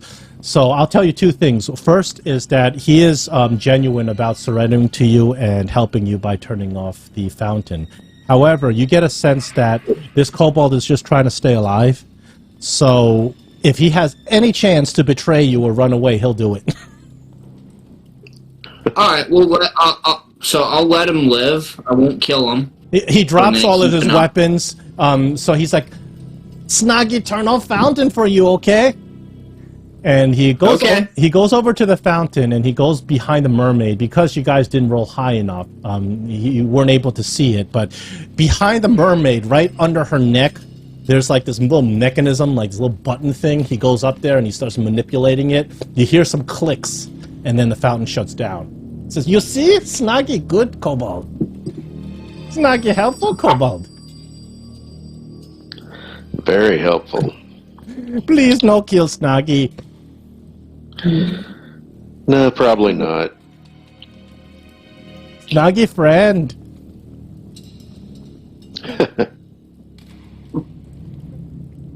Yeah. Yep, I get home when you're naming the kid. Snoggy, why don't you grab a handful of that money and get out of all these caves then? No, I'm gonna use my rope and tie up Snoggy. Snoggy doesn't resist, so you easily tie him up. I would like you to roll a crafting check on your I ability to tie Snoggy up, because that's a I DC. can't. You I can't? can't. There's Why not? I have rope because it's. Well, let me see. I have nothing in it. I'm not trained or anything. That's fine. That's is something you can do without being trained. The DC to Okay. escape your rope is 15 for Snoggy if he wanted to. Right now he's not resisting. You guys. So first off is you guys go into the fountain and you dig out all the gold. So it's 2 gold pieces, 18 silver pieces, 28 copper pieces. I will add that to your party sheet. So you guys at least have the loot that you dug out of the fountain. And since we're out of combat now, I need to take a quick break. Oh, absolutely. We'll keep going. What would you guys like to do with Snoggy? He's at your mercy. Well, what am I allowed to do in the confines of this adventure? Because I'm not trying to play it like Underdark, but I'm not letting him go either. You can do what you want. I'm not restricting you to do. It's you can, if you want to be evil and torture him or whatever. Do it. I'm not going that far in this. But that might not be what your character would do. But whatever you want to do. In a deep, gravelly voice, ask where's Rachel? Where's who? Where's Rachel? Where's Rachel? Who, He's Rachel? Batman. Who's Rachel? I'm Martha, gonna ask no, him- go away. Yeah. I'm gonna ask him where the. Wait, did we kill the kobold with the traps? Yeah. Yes, we. Yeah, that was last week. Okay, I'm gonna ask him. So where are the other kobolds here? Snoggy kind of just tilts his head over, motioning to that room that he came out of. Big boss, back there. Big boss. Very scary. Yeah, and why is he scary? What is he a kobold? What way are you trying to engage Snoggy? Threatening him, or more like a good cop? Him? I'm just talking right now. That's all. Making small talk. Oh, okay. Snoggy looks like Snoggy is so scared. Don't want to talk. Please just let Snoggy go. Snoggy won't hurt nobody. Too scared. Big boss scary. How about this? How about we let you go if you tell us what we ask? Otherwise, if you don't, then you'll wind up like your friends here. That's intimidation. Okay. Does anyone want to back that up, or am I just doing a straight roll? So, let's see. I've got. so what we're doing now is something called a skill challenge. You have so this is what we're doing. We have a certain number of successes and a certain number of failures that you do. If you reach the number of successes, then you get the success condition. However, if you roll a lot of times and you reach the number of failures, you get the failure result. So you guys can all take an action as if we're in initiative. Everybody can, you can, or you can just skip it, or you can aid or whatever. So we'll go down initiative. Beetle, would you like to do anything in terms of interrogating Snoggy? I will instruct Drugami to come over and do a nice growl and demoralize him when Roland is interrogating him. You can do that, but just keep in mind, Dragami's intimidation really ain't up to snuff. You can do that. Well, my intimidation is not much better, but Yeah, thematically, Drugami's more intimidating than I am. Another thing is, unless Dragani speaks Common or Kobold, he's going to get a -4 penalty. Even if it's just growling? Yep. Yeah, he's just going to come over and growl and snarl at us. How's he answering our questions? Does he not speak common? You are communicating him through with him through like a spiritual bond. So Yeah, me and Dragami. yeah, you don't need to be able to. I thought you were talking about the Kobold. Oh, the Kobold appears to didn't speak Kobold. Yeah, the Kobold I see. appears to speak Common, no problem. I see. Yeah. But Dragami, besides being a scary cat, he doesn't have an intimidation focus. So he's not as scary in terms of trying to scare people. He's more cute. Well, can he The Kobold, Snoggy looks at him, he's like, oh, cute kitty. Okay, well, there's that. Yeah, it depends on how you build your animal companion. If there's certain animal companion abilities where you give them intimidation. You can actually, I think some like pets and stuff, you can give them intimidating glare, where they get no penalty on language. Well, but unfortunately, it's Beetle not. Yeah, intimidating Beetle is not doesn't your know strong exactly. point. Not your strong point. Yeah, well, Beetle thinks that Drugami is the bee's knees and the most intimidating creature Sure. out there because he's the same size as me and everything. Yeah, so but the he's problem is still gonna try to- Rubami is way too cute, and people look at him and they're like, "Oh, I just want to squeeze his cheeks." So Until they get bitten. So what you said you wanted to do is you wanted to aid Drugami and get Drugami to be nasty. So you can tell Drugami's me. gonna aid and snarl while Roland is intimidating him. So you want Drugami's providing aid. Oh, you want Drugami to aid Roland's check. So Yeah. So Drugami can roll his. He doesn't have charisma as a skill, but he doesn't have intimidation as a skill. But in this case, you don't need to be trained, so he can roll his charisma against the same DC that Roland has to beat for the aid. Now, I'm warning you, if he critically fails, 10 is a regular success. He gets Roland gets a +1. Drugami does manage to growl enough to send a little bit of some chills down Snoggy's back.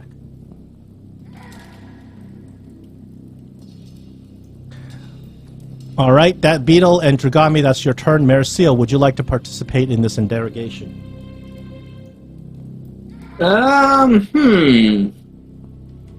I kind of want to ask him about this big, scary boss guy that he mentioned. Yeah, he's very unwilling to talk, so you got to kind of figure out what kind of skill you want to use to get him to talk. That's what we're saying.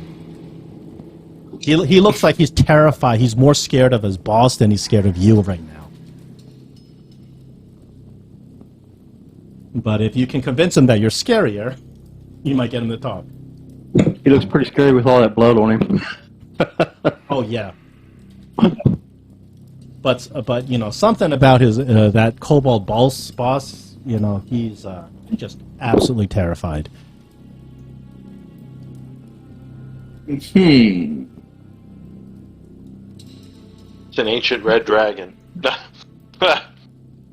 That's Well, probably it. Goodbye. Goodbye. In which case, he wouldn't be afraid of us, but, well, maybe he's not a fanatic, but... So, would you like to participate in it? You can try to do a check yourself. You can try to give your allies aids to their checks. Depends on how confident you are with your skills. If you can come up with a creative solution to use a different check, I'll take it. But generally, it's diplomacy or intimidation.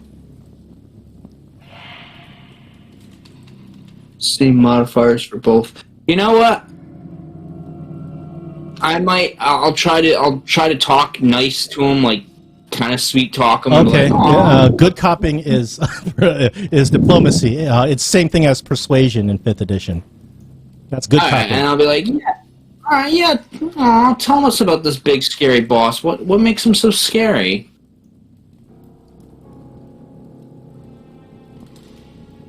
Go ahead and roll. Oh man, Nice. That is a critical success. You get 2 successes towards your goal, and it seems like you are able to kind of calm Snoggy down a little bit.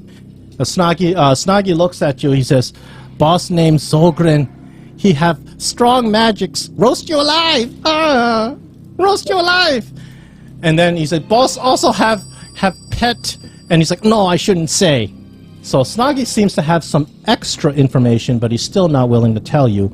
And then, because you rolled a nat 20, Snoggy kind of like, he looks at your coin pouch. He looks at the coins inside the fountain, and he has this greedy look in his eyes. Like, if you gave him some of these coins, maybe, it's like, Snoggy, have little kobold to feed? Egg not hatched? Maybe you can help Snoggy a little bit? He's willing to take a bribe. Alright, so I offer him a bribe. How much? There's still coin. How much gold are you offering him?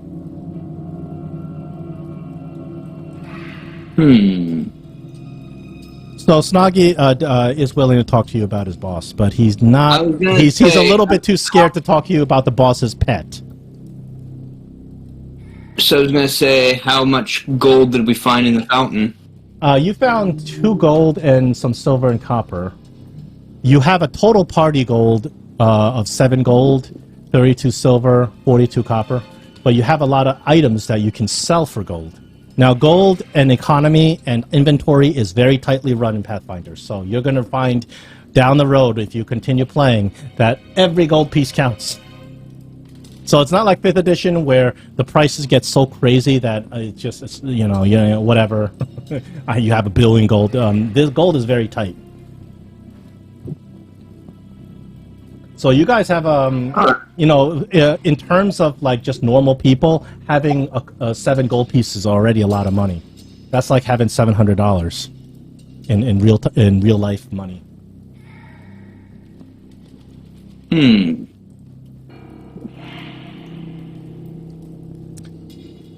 Snoggy's willing to take a bribe. I pull out a nice shiny gold piece, and I offer it to him. Gold piece. You see the gold glinting in his eyes. He says, "But Snoggy have 4 eggs. Need 10 gold."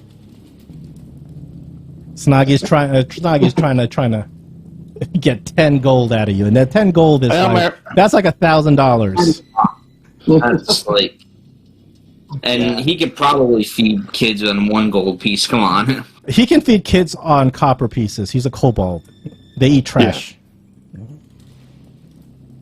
Oh, he not only feed them, but give them a decent Christmas too. Yeah, but Snoggy seems to be kind of greedy, and he's like trying to ask you for 10 gold. You guys don't even have 10 gold on you. Right. Well, I mean, with the... I'm not offering this. you do have 10 gold if you combine the stuff in your inventories. Yeah, I'm not offering the gold ring or things like that. Or the emerald, short sword. So we're gonna go down in initiative because Maricil, you rolled a crit, so Snoggy told you a lot of information. Roland, what would you like to do on your turn? You guys have 2 successes, no failures, so you guys are doing really well in interrogation. Well, do I still have to do intimidation, or can I switch it up since diplomacy seems to be working? It's your choice.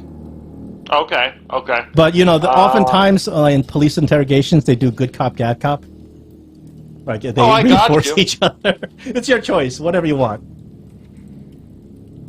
Yeah, I'm going to say, look, I know what kind of creature you are, and you're aware of how much gold, or how much 1 gold piece is worth. So let's bring it back down to 1 piece, and roll for diplomacy. That's a success. Snoggy says, okay. Okay, but you have to promise let Snoggy go. Snoggy never see you, you never see Snoggy again. Snoggy never tell you all this. You didn't get it from Snoggy. I didn't get anything from you. He accepts 1 gold piece bribe. Oh, good. That means I don't have to use my intimidation check. No, you don't. That is 3 successes. You've got the best possible outcome in this skill challenge. Snoggy, when you give Snoggy that single gold piece, I will subtract it from the party sheet. No. I'm asking him to tell us before we hand it. Oh, okay. To Truck. Oh, because Yeah. if you were not going to give it to him, I would have asked for deception. But anyway, Okay. Snoggy says, "Boss." Hold on before you spoil that. So, I persuaded him. Yeah. I'm gonna give him the gold piece. Okay. So Yeah, he's gonna- you know what? I'll give. He's going to tell you. He's going to tell you. So Snoggy, with this absolute sheer terror in his eyes, he kind of looks at you, and you see his eyes tear up. He says, "Boss, find baby dragon." Ooh. Baby green dragon. Very scary. Okay. Eating all the food. Boss make us steal more and more food, but dragon so hungry. Growing. Angry. Yep, that's a problem. Snoggy's scared. Snoggy just want to run away. Don't blame him. Has the group already untied him? Snoggy hear that Absalom now, Kobold can live in city. Kobold and Goblin no longer have to live in sewer. That's true. They can join adventure group. Maybe Snoggy join your maybe group. that's where you should take. Maybe that's where you should take your family. Yes, Snoggy will make a big change. No longer live life of crime. Well, I hope that's true. I hope that's true too, but I don't believe him. Well, Yeah. let's see if you believe him or not. Perception, right? No, that's what you guys seem to believe him. He seems to believe. Okay. So, out of role playing, if I give him the gold, we can still kill him after, correct? Yeah. Would your character do that? That's my question. Yes. Okay. Yes. I wouldn't be very happy about that. No. Well, I'm I mean, if assuming, he tried Roland, that your character's clear. to trade us or shout or get some, do something against us, that's yeah, one well, thing. But I have no reason to trust him anyways. He's a criminal. He is He's bad. He is certainly a criminal. He has would've been murdered pilfering. us. He attacked you and he has been pilfering Good Tammany's grain stores. And you would have been dead if I didn't heal you, and they would have killed you. And So, in terms of kobolds and goblins in this world, they are considered individuals as opposed to just evil monsters that you slay on the spot. So an option is to turn him into the authorities as if he were a bandit. And he would be tried and convicted and sent to jail, as opposed to just killed because he's an evil monster. So that's how the politics in this world work with kobolds, actually orcs too. that's interesting. So they are partially accepted into society, although they're still kind of prone to doing this stuff. Whereas if you were to meet an owlbear, yes, you can kill it on the spot. It doesn't have rights. Because owlbears don't decide to turn away from killing things and Yeah, they're not considered civil in this world. We Yeah, can tie him up and gag him if you and meet- turn him into the... Yeah, if you meet an ogre or a gag him and then leave him and then come back and take him back to the authorities. He can save that. I mean, I'll break his legs, but that's as far as that's the least I'll do. No, I'm not happy with that. No. He's tied up right now. We don't need doing that. That He does can go. escape that. I'll just take him back to Tamley then. So right threatening now, to do that. you guys are certainly out of combat, and I do want to remind you, you guys leveled up, but you do not have any recharges to your spell slots. You have not set your cantrips. You guys are going as with what you had before. If you go Well, and maybe take, we should go back, take him to Tamley, and then we can rest, and then come back down Well, and take we would on have the... to take him to the law, but if we rest, there's no guarantee that the dungeon won't reset to a degree. We don't have to take him to the law. We just have to take him to Tamley and have her She ain't to gonna make try arrangements. she would. Oh, she won't try him, but she'll. She would make arrangements to come for someone to come and pick him up. That's what I'm saying. And we need to rest anyway. And she said we could come back. Well, Yeah. So Well, I think my thought is that he made an agreement with us. If we break that agreement, how are we any better than he is? we're not. I never made an agreement to keep him alive. You're the one that made the agreement. I said I'd give him a gold. For information, yes. Yes, not for his life. He He can kept- keep the he- gold Why I are got you a even gold- playing a cleric? Well, to heal you. What do you mean? No cleric Here's the would deal. ever do that. That Well, he's evil. So no, I would do that as a cleric. Is the way He's I'm not looking evil. at it. You're right. He wanted to tickle us with his sword. What are the punishments for stealing like in this world? Actually, that's a good question. Stealing, Like, murder, do you or attempted do you pay a murder. fine? Do you get locked up for a little bit, or do they cut off your hands, or what? John, we think- can't hear you. It's relatively tame. Probably be jail time. I mean, if Okay. you guys want to go up there and do that, but like I said, if we go up I do, yeah. as a group, then the dungeon could potentially reset. Well, if it does, I guess. They give us more experience points. That's why I don't More do experience. experience points because Yeah, well, that's you're like, not how yeah, that works. let's walk around the wilderness in a circle so we can level up. That's I'm true. not trying to do the whole. Yeah, Well, I think we should go back. So that's Yeah, that's, your yeah. experience points are based on you overcame the fountain, even though you didn't disable it by hand. You were able to overcome that challenge. You get experience.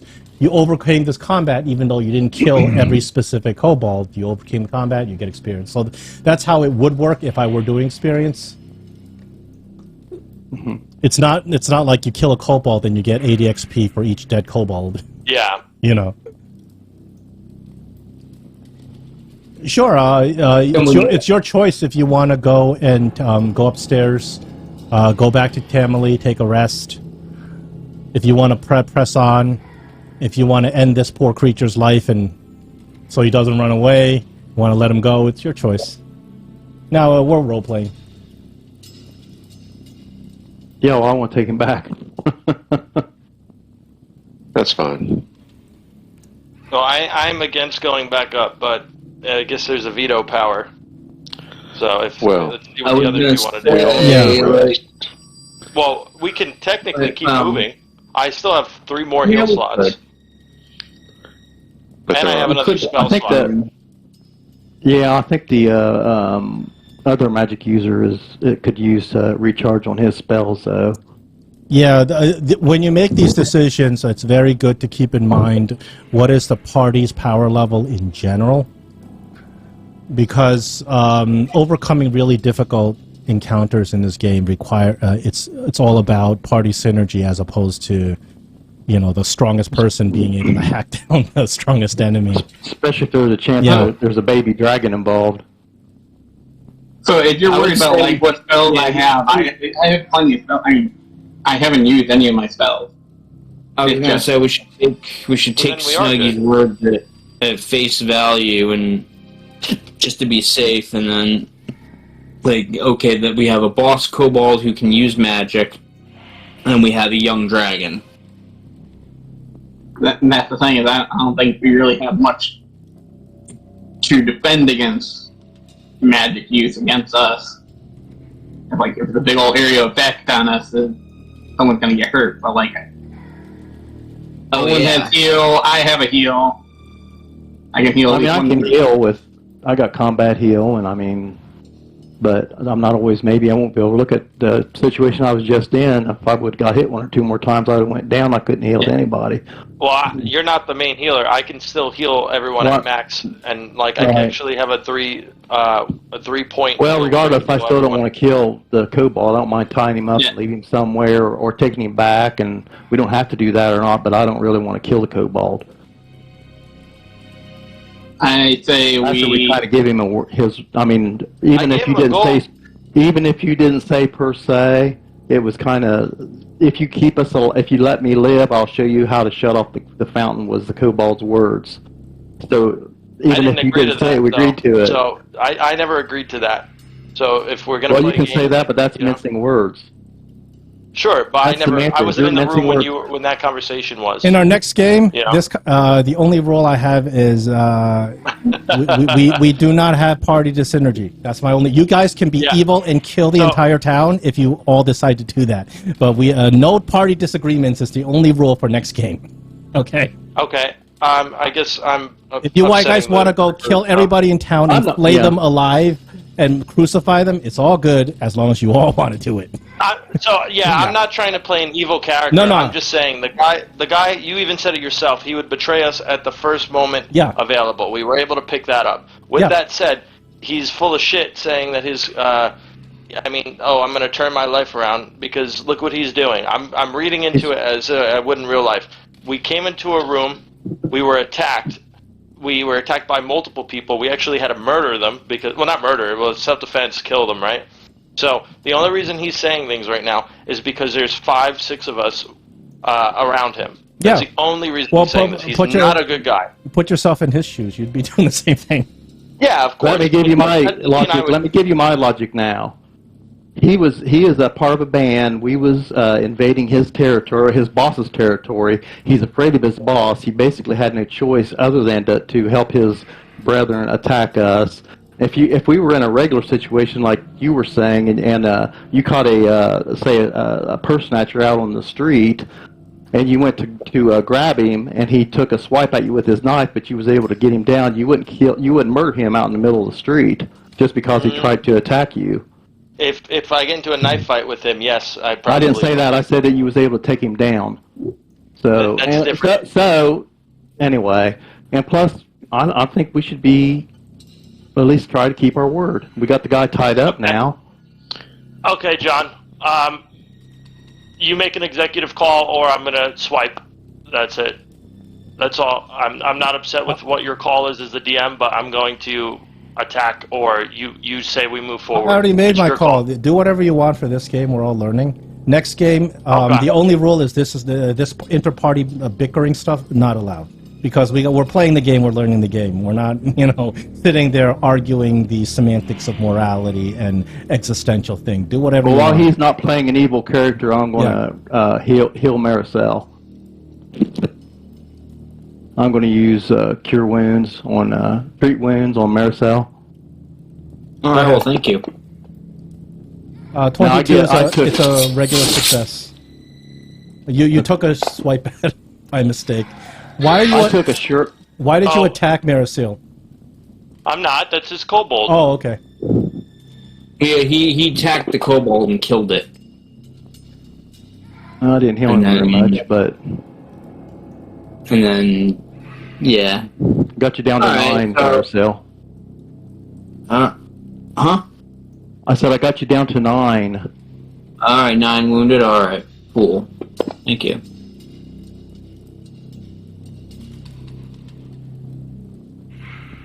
Max health. Alright. Alright, so we killed the kobold, and I guess we'll take take his word of like the boss and the dragon at face value. The part about him turning his life around, we could just say he's just being full of it.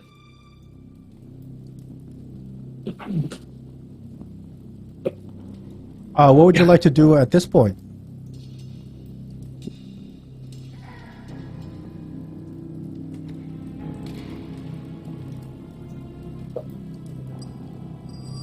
Well, I was gonna say, what if I lighten the mood and say we go up and rest? But I think that's probably poor taste.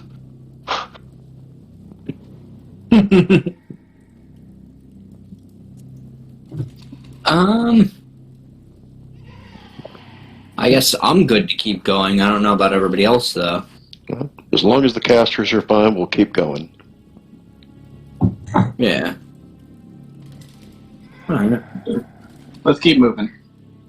Alright, let's keep moving then. There is the argument that the dragon would be bigger next time if we went back up. It takes decades for dragons to grow. He'll be a day older. Well, I'm just saying. Hi, John.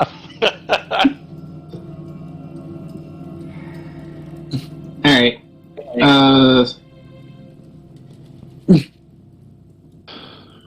Nearing the Whoever's going to run point, let's do this. I was gonna say, before we even like get into action, can we do like a recall knowledge to figure out what could be? As a matter of fact, I was about to do that. I was just about to do that. So, I want everyone to roll a recall knowledge. This has to be in the tower. You don't know what the DC is. Alright, what skill? Somebody else could do cure wounds on Maricel. That'd probably be helpful too. Maricel's already healed at full health. If you look at the chat, 16. Oh, said you already did it. Yeah. Okay. What skill? So give What me a skill for Recall, which is lore. Is that So what you want us to? this is the default things that I will accept for the dragon. Now, dragons are, mythological creatures commonly talked about, so people kind of whisper about it. There's some reliable or non-reliable information about it, just talking to people. So I will accept a society. I will accept arcana. I will accept religion. I will accept occultism. Nature? Nature, no. Unless you can So give me nature says about fauna, flora. Fauna is animals, no? But dragons aren't animals? This is a magical fae, plants. monster. This is a monster. So Did you say survival or no? no, not survival. If you there's special lores like draconic lore and stuff like that, but none of you have any of those. However, if you want to really make an argument on why you think something would work, I'll hear it. So if he has nature, I would argue that it would work because if it says like animals, beasts, fae, and plants, it's not just fae is magical, right? I will accept nature at a high DC. That's all I could do for you. Yeah, no, you can roll it, but your DC is going to be higher than if you were to roll something And else. I am not trained in any of the things that you mentioned. So You may all roll, even if you're not trained in this. This is a recall knowledge. I mean, I was gonna argue nature as a druid. I should be familiar with a lot of the natural, archaic, and archonic creatures, possibly dragons. But I'm still gonna do nature. I feel like what is it? You wanted that in the tower. You wanted that in the tower. I'm gonna reroll. This is a tower. Oh! I didn't hear you say that. Yeah, because you're not supposed to know how you did. There we go. Okay, so this is how this recall knowledge secret check is going to go.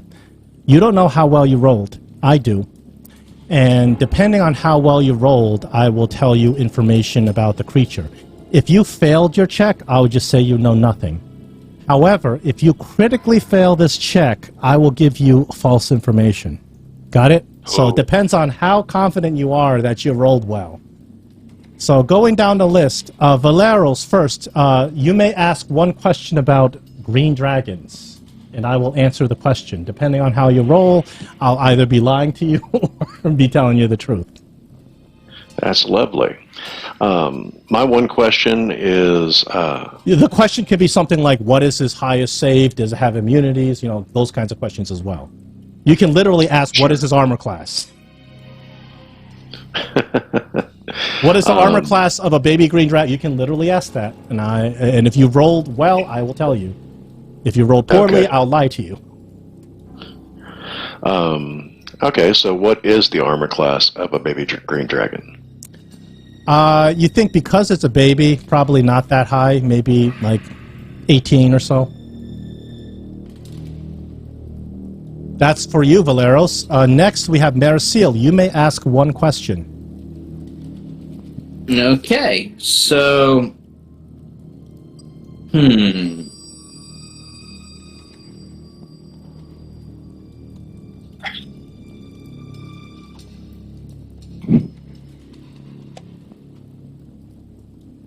can ask about its immunities. You can ask about resistances. You can ask... I was gonna say, what kind of resistances and immunities does this baby green dragon have?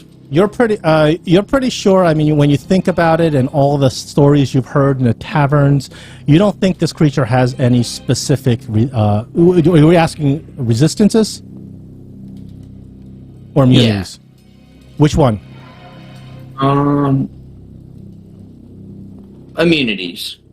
You think that because these dragons are magically charged, some spells won't work. Specifically, a sleep spell won't do anything to a dragon.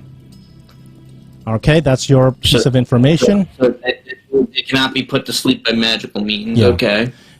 Beetle, you don't recall any useful information.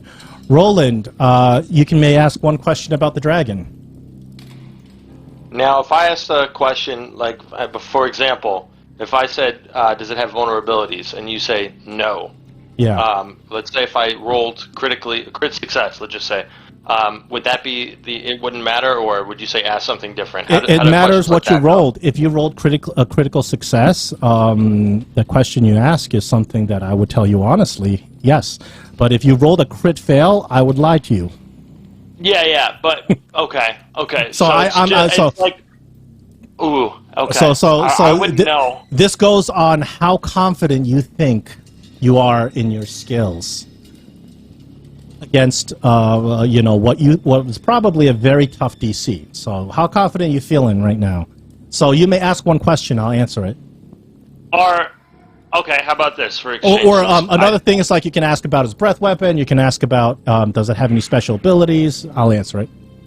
I feel like maybe this is something, and I'm going to say this now. I am open to going this way, regardless of the previous actions. But is a green dragon normally something, especially if it's young like that, something that can be diplomacy, negotiated with, I guess? You think, you think you probably can be able to just talk this thing down. If you said the right thing. So that's your piece of information. Giffen, no information for you. Okay. All right, so that's everybody. Take that information, take with it what you will. Like I said, it depends on how confident you feel in your recall knowledge check. You don't know if you succeed or fail.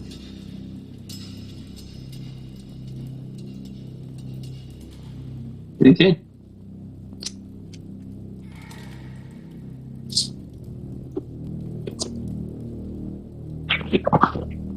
Man, that secret check really raises the tension, doesn't it?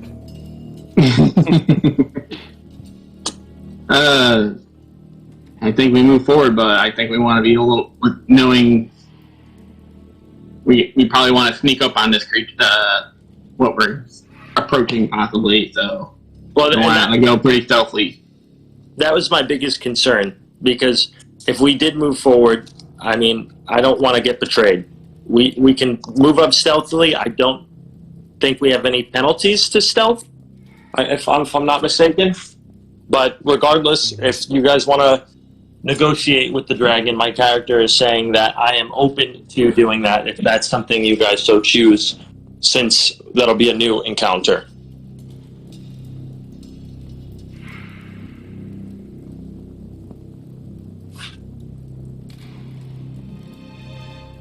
negotiate with a dragon?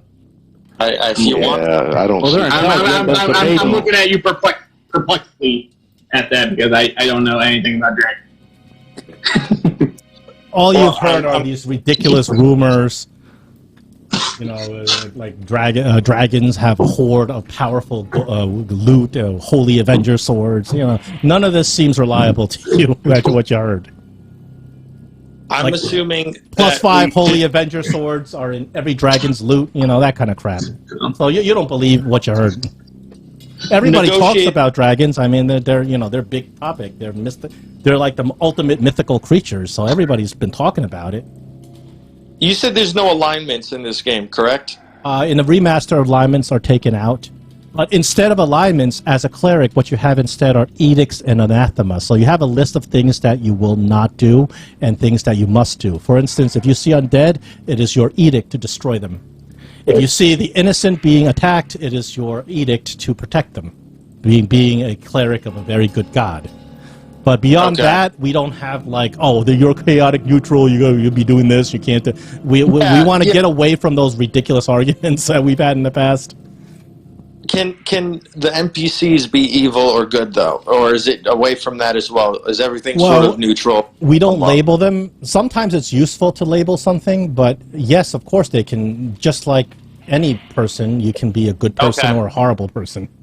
So not all green dragons or red dragons or something could potentially be evil, and this is what I'm getting at. So, Yeah. You don't. You know, it's not Yeah. necessarily like because they're a green dragon, they have to be evil aligned. Yeah.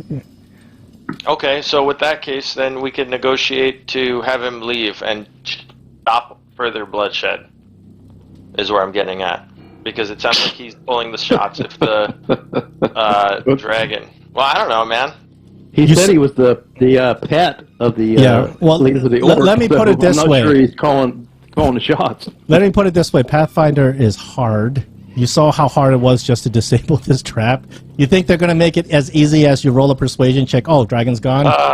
Yeah, no, that's a good point. If No, I that's- also was looking at it as the dragon would have like. Yeah. And I'm Not saying really- if really you get are mad, able it's to having it move negotiate with the hitting. dragon, it would be a difficult thing to do. It would be like a really, really difficult skill challenge. Everybody's contributing a little bit. You know, it'd be something like that if you were able Sure. to. You may not be And able to. You might have. I'm You might have. You might have crit failed that check, and I was lying to you. The dragon's going to kill you no matter what. You know. Yeah, So that's yeah. that's a little bit of guessing and a little bit of gameplay on your part. You gotta decide what you want to do with the information I gave you. Also, just to remind you guys, there's that part that Roland knocked down the barrier. There seems to be more stuff inside that area of the cavern. But Roland, when you went up there, you smelled something just god awful. Like you I saw can't- something red down there too. Yeah, you saw some weird lights, and you smelled something so god awful. It's like a mixture between rotting flesh and just putrid waters. You've never smelled So- something that bad in your life. It might be whatever is left over from, he was saying, feeding the dragon. Yeah, possibly. If you guys want, we can go north and check out what's in that room that you guys opened the door from and clear the rest of that out. There might be loot in there, I don't know. But I don't think there was any negative stenches wafting in from that area, so it might be safer. Yeah, for- just a regular cobalt stenches. Yeah, but they wouldn't expect us to come from probably that location because it was blocked off before. If you want to go the other way, then we'll go that way. I mean, I just Valeros would probably need to lead the way as being the one that's going to hit, or the druid. I don't know. I need to stay somewhere in the middle so I can actually heal people in combat. Okay. I'll go in first. It doesn't matter to me. Very good. I would think it should be Valera's So road. Valeros, you walk into the Kobold Warren, and there's a smell of a little bit of mold and like cobalt sweat. You guys look all around you. There is like fish bones and half-eaten pieces of grain. The kobolds don't really know enough to bake the grain or process it, so they just eat it directly. There's food scraps laying all over the place, dirty knives and broken weapons. It's just an absolute mess. You see that there are 3 burrows that are dug into the walls, and as you approach the burrows, you see some little straw matting where the kobolds have been sleeping. They've also been, eliminating just on the ground. They just have absolutely no decorum. It's absolutely disgusting.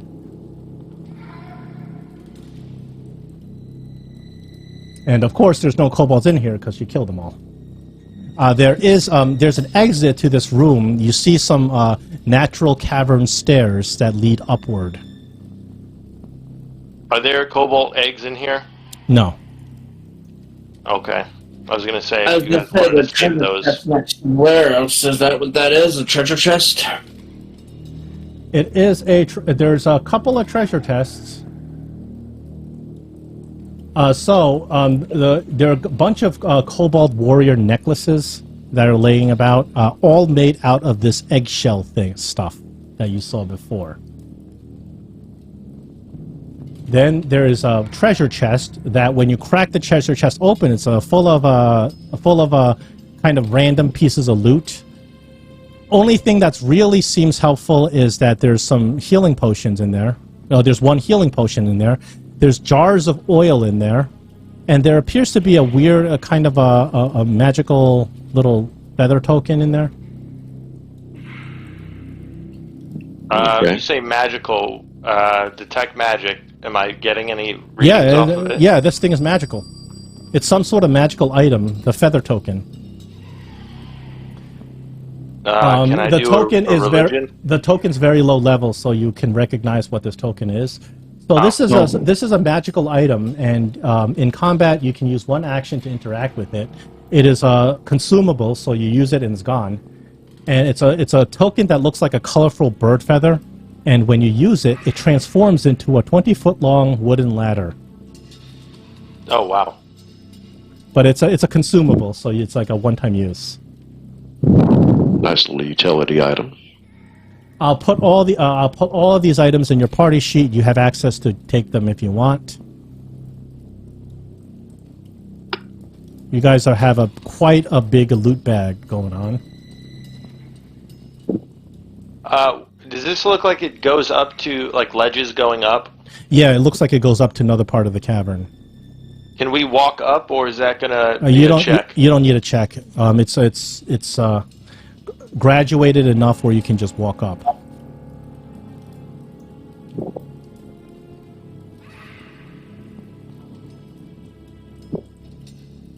As we're moving along, I'm sniffing to see if I smell any other creatures. Valero says you step into that room, we roll initiative. Oh fuck!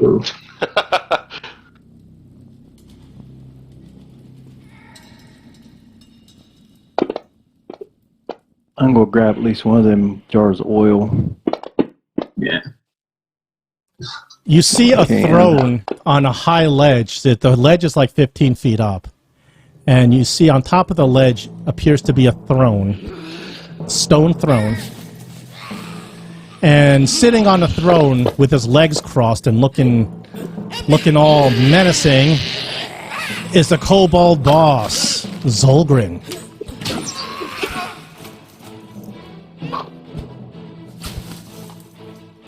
He's ready for you. He knows you guys are coming.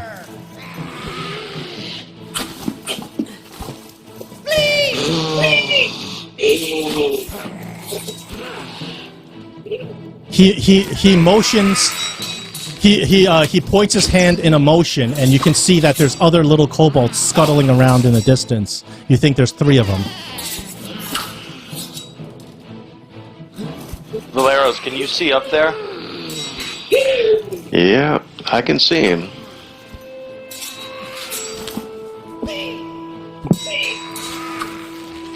Oh. So Zolgrin, he's more than prepared for you guys, as you guys are kind of walking up this ledge. And the first thing he does, as you're walking into the room, he stands up. Zolgrin looks at you with his beady, malevolent eyes. He looks at Valeros, and he studies you. Zolgrin is going to roll a recall knowledge against you. Okay. He is going to roll it against your class DC.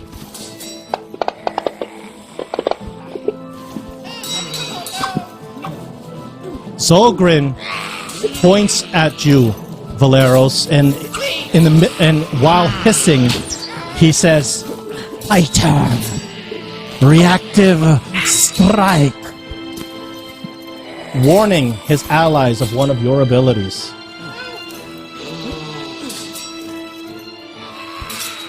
That's his first action. For his second action, if I can only... Oh my god. Why is this not showing up?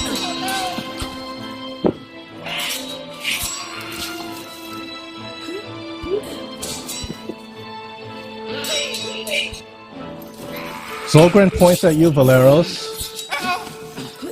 Hold on, let me see. 5, 10, 15, 20, 25, 30. Ooh, you're just out of range, it seems.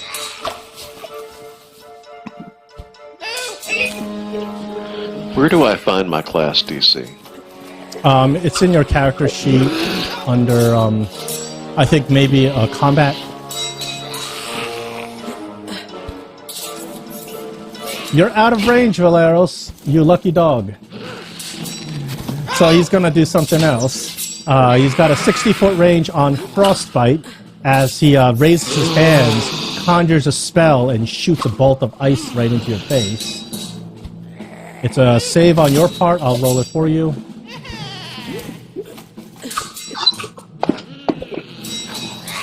You critically succeed and take 0 damage. Nice. He misses you with the bolt entirely. Beetle, you're up.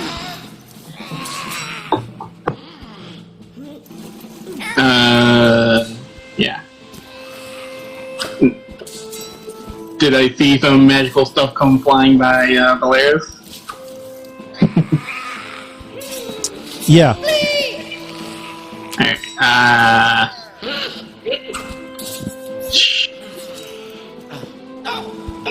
The room has a big pit right in the middle, and it's got stairs going up to where Zolgrin is hanging out.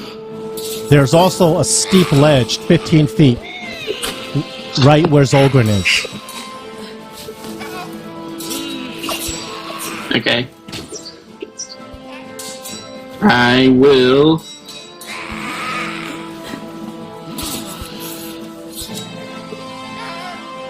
move. You want token lock on? Or... I forgot to turn it on. But go ahead. 15. I'll turn it on afterwards. And from here, can I reach him? 35.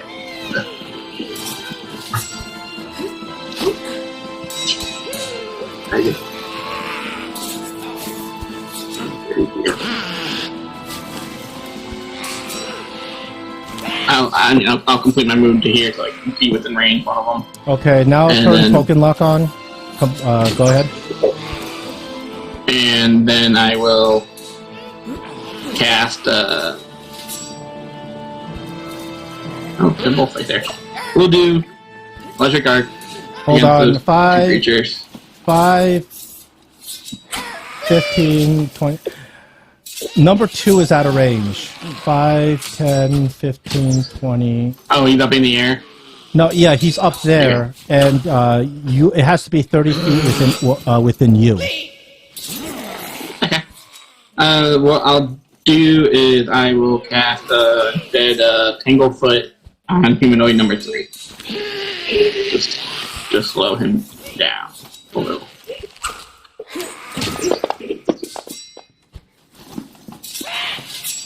That is a successful hit.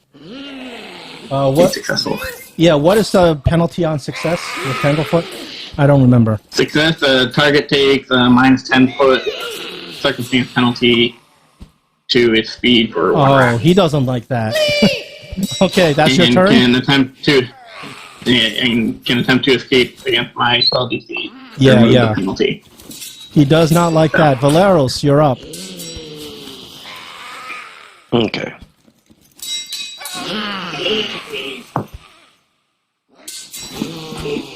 Hey, Valeros. Before he moves, I wanted to offer this. and I don't know if it's possible with 2 people ahead of me, but if he holds his action, or however that's done, I was going to cast my runic weapon on him. It is absolutely possible, but something you're going to have to talk about. Is that something you want to do, or you want to just go up? It's a touch, otherwise I would do it wherever you get. Yeah, It lasts I'll wait. for 1 minute. That's fine. Okay. So, Valeros, if you want to wait, what you do is you say, I delay my turn, and you can say whenever you want to jump back into initiative. Okay. After somebody else goes. Right. I will delay.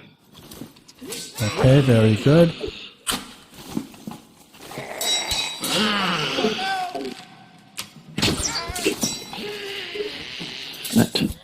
What happened to that kobold there? It disappeared for no reason.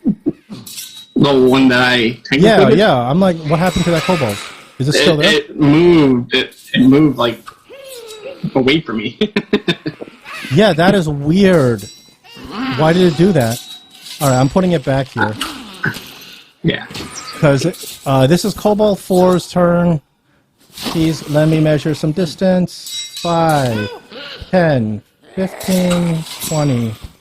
He gets up to here, listening to his master about your reactive strike.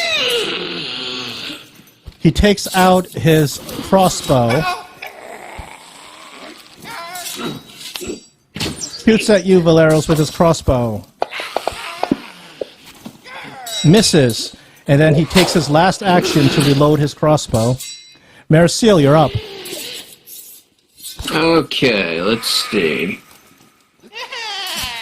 And the rest of the group is on top of that plateau there. Let's see. Can't really see much. Well, I guess the only thing I can do is...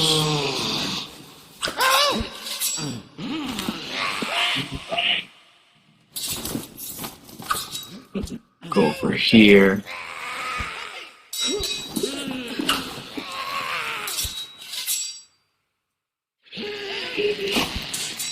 Okay, I'm not moving over there.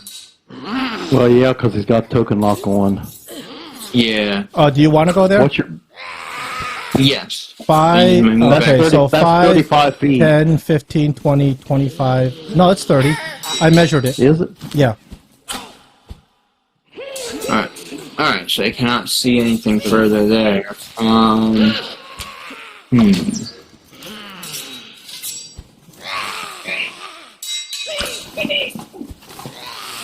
You know what? I'll check out what's in those crates there. Well, you guys already looted those crates. Alright, well in that case... You have 2 actions, and you got to use those actions. Roland, I'm going to move your token a little bit to put it into that store. Sure. Mine's not Alright, those necessary. step-like things, would that be difficult terrain if I were to move over them? What over what? Just get a pointer. Those step things that I'm... The steps are difficult terrain moving up. Not down. Okay, well, I'm gonna... So what I'm gonna do is I'm gonna move crossway. 5, 15, 25, 30. You can get up to here. Alright, so I'll do that. That's 2 actions. And then I still can't see what the rest of the party's doing, so...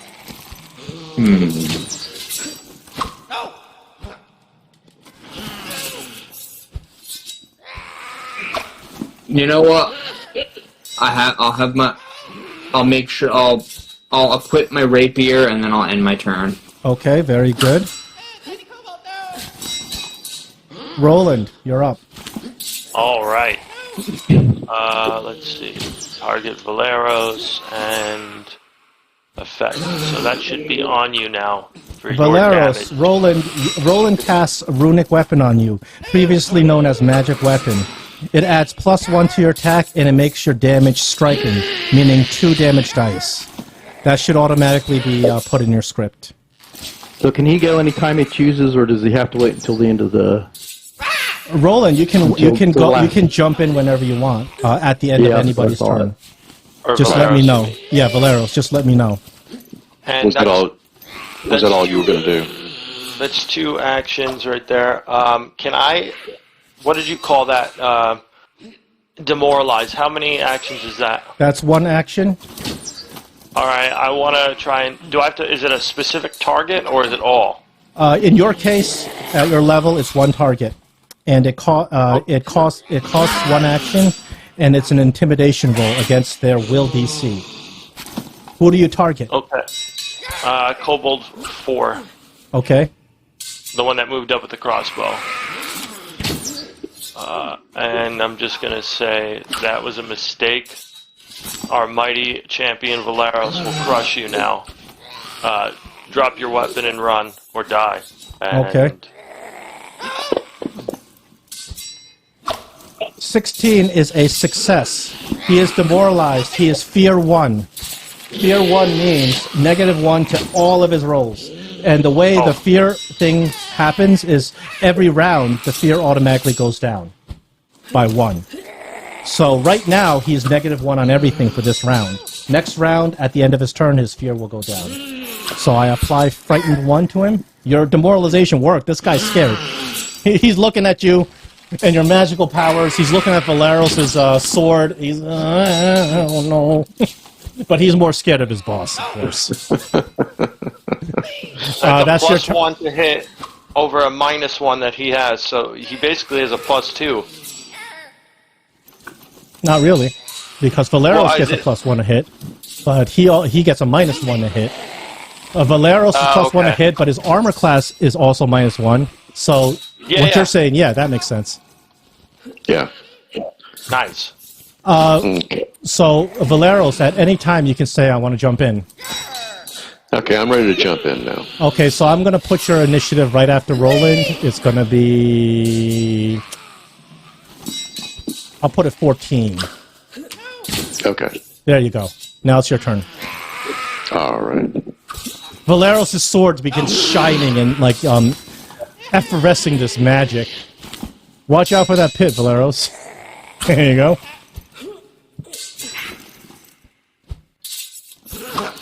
And that's 15. 25. Nice. So technically that would actually cost me 2 action points, wouldn't it? No, 5, 10, 15. Because my speed's only 20. Why is it 20? It's 25. It's -5 because of my armor. Really? What kind of armor you got on? The pregen shouldn't have that. Okay. Oh, you have breastplate on. Yes, it is -5. You're right. And I noticed that my bonuses dropped by 1 point as well. You have Because well, something's wrong with your character sheet. okay. Your strength is supposed to be +4. I don't know why it's +2. Right. So what I'm going to do is, in the miscellaneous area, I'm going to put in 2. Your character Okay. sheet is broken for some reason. I don't know why. So there we go. With a strength +4, the breastplate won't slow you down, and you won't get those negatives. Okay, very good. Did he hit a little bit harder with a +4 instead of a +2? Oh yeah, most definitely. Okay. That'll mean a difference between a crit and a regular hit. Easily. You see? Ah! Oh! Valeros, you can end this 4 guy. damage die! 1 hit, 1 kill, this guy's dead. You see why that Good magic, Valeros. the magic weapon is the like, most powerful spell? Yeah, I see that now. Yes. Okay, Valeros, that is, you still have 1 action. Okay, I'm going to use my intimidation Sure, on whom? on the Kobold King sitting up there on his throne. Okay, he's going to be harder to intimidate. Roll intimidation against his will DC.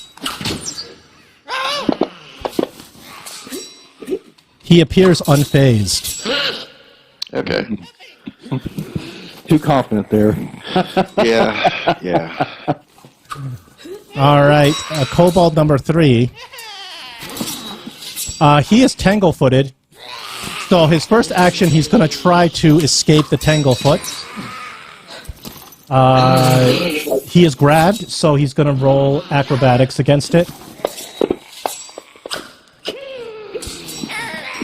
I think he critically fails. Yep. What Yeah, happens on looks a critical fail when you're Tanglefoot? So, I'm trying to make sure. So, I didn't crit succeed, I just succeeded before. Oh, so never mind. Yeah, yeah. 10 feet. No, for in this It case, just said that 10 feet circumstance penalty to his speed. well, one the round. thing is, he crit failed on escaping your grab, escaping a grapple. So I will give you the option to knock him Well, I prone. don't think he grappled though. Tanglefoot is considered grabbed when you're under this effect. I would give you the option. You want to knock him prone? Ooh. Sure. You knock him prone. He tries to get out of your vines. He trips over himself and falls flat on his face. He's going to use his last action to get up. Therefore, you blew all 3 of his actions. That is more helpful than you know. Giffen, you're up. Who just got knocked down? One of the Kobold number kobolds. 3. One of the kobolds who's tangle-footed. Oh, he's Tanglefoot. Okay, well, that's pretty cool. Okay, I want to take my first action and move up right behind Roland. It is difficult terrain going up those steps, so Oh, it is. 5. Can I get... So it's 5 to get over. Sorry, 5 to get over here. Then 15, 25. So if you use your entire movement, you can get right behind him. Right, that's what I want. Okay. And then I'm going to take a slingshot at the Kobold boss. Okay.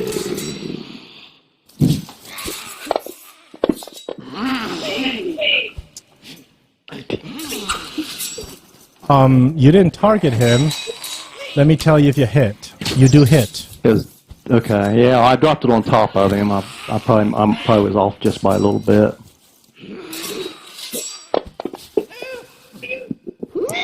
Five points of damage.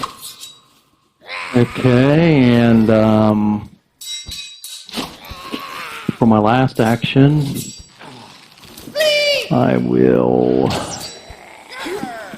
I'll go ahead and take another shot at him.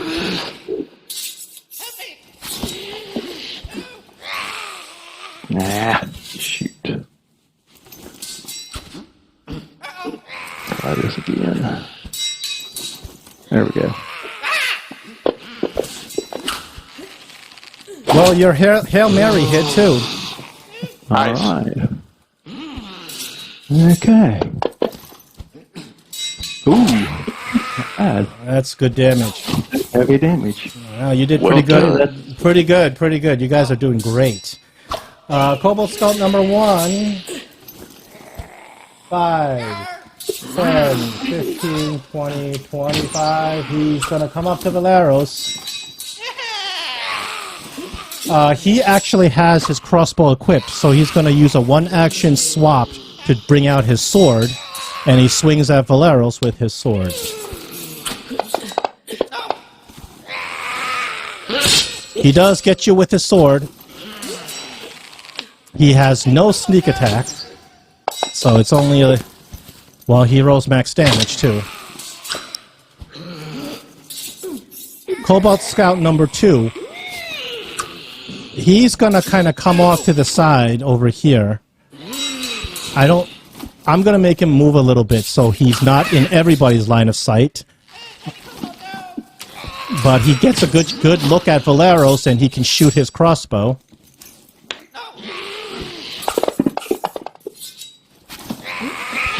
He snags you with the crossbow as well. And I got you, don't worry. he uses his 3rd action to reload his crossbow. Drugami should be initiative with Beetle. Let me readjust that.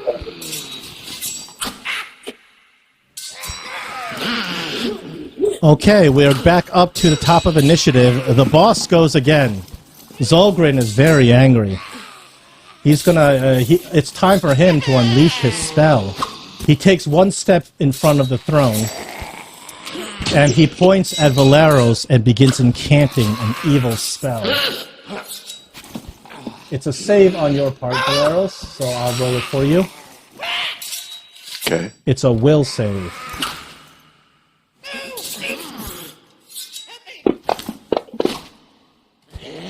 Valeros, you critically fail. This is the worst possible scenario. Oh. You have, he cast fear on you.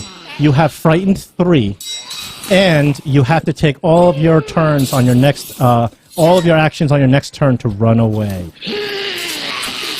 So you're frightened and fleeing. Fair enough. He just turned the tables on you guys. Beetle, you're up.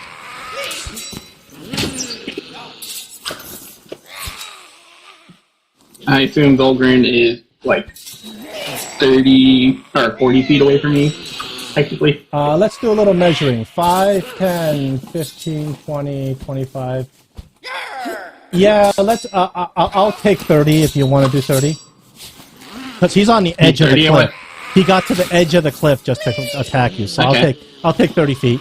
All right, 30 feet. I will target Zolgren and Kobold Scout with a Kobold Scout number 2 and electric arc. Get him. Come on, take down the Zolgren. Ooh. Zolgren actually failed that. The Kobold Scout succeeded. All right. Ah! Zolgren screams as he gets electrified. You're next! And then my final action is I am going to call Drugami up here to come feed us. Okay, you give Drugami 2 actions when you use one action on him. 5. Going up the steps is difficult terrain. So I want to get him as far as I can up to me, so that 5. so he gets 30 feet of movement. Would I say here maybe? 5, 15, 25, 30. Perfect. That's one movement. He still has a second action. My second action. Okay. Where's his moving? I'll have him move another 30.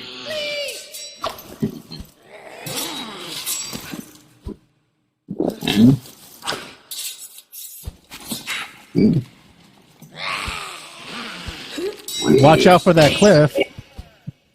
Big hole in the middle of the room. I'm moving. Oh, I didn't know there's more room over here, so I'll actually continue moving over to there. And that will be the end of Drugami's turn in my turn. Maricil, you're up. Alright, I'm gonna try to go around here just to see what... Go over here just to see what's... Going, because you're moving on the steps, that's going to cost you a little bit more, so that's actually 20 feet of movement. There you go. Okay. You can do more with your movement. You can complete your full 30 feet of movement if you want. Well, now that I can see the battle now. You know what? I'm gonna target Zolgren, and I'm gonna use an action to equip my bow, and then I'll use my last action to shoot him. That's a hit on Zolgren. Okay. I'll finish off. And I wouldn't be able to use stealth or anything like that, would I? You have to hide from them before you do that. Alright. Which is something you can do. You have cover. You can hide, yeah. You can. But he has one action, so he either attacks or hides. Alright, so I'll just... Full damage. You ding away. Yeah, Zolgren's pretty tough. He's taking a lot of hits from you guys. Roland, you're up. Okay. Let's see. I don't have anything ranged to use against them. What I can do is I can target you, Valeros, and heal you because you probably still need that, even if you're running away. Unless we see any. Who else needs it? Yeah, just you. So I'm gonna do my. Beetle's a little bit damaged. He got sick. He took 6 points of damage. Well, let me check Just be careful. If you do a 3-action heal, anything within 30 feet, including enemies, will get healed. Oh, okay. That's Yeah. really good to know. Unless you have a feat for targeted selection, there are feats for that. But at your level, you're going to heal everybody, including enemies. Yeah, no, I don't want to do that. So I'll heal you next time then, Beetle. Let's see. 1d8, 10 plus 8. Nice. Valeros heals, I think, up to full. Yeah, Yep. that's full heal. Full heal. Go. That's why you're the man when it comes to keeping people alive. So there's that, and I will demoralize one again, or at least try to. Is that what it's called, demoralize? Yeah. Yes. And Roll intimidation against his will DC. 12 is a fail. for him or me? For him. For you. Okay. For me. Okay. Yeah, because you're the one rolling. Yep. Okay. That's all my actions. Valeros, you are affected by magical fear. You have crit failed the fear save. Therefore, your turn is going to be entirely used to move away from your source of fear. That's all you can do. Three movements away from him. So I can do it for you. 5, 10, 15, 20, 25. 5, 10, 15, 20, 25. 5, 10, 15, 20, 20. Valeros, you run all the way into one of the bunkers, and you're so scared. Affected by this magical spell, you're all the way back here. Where? We just see him start running away. Where are you going?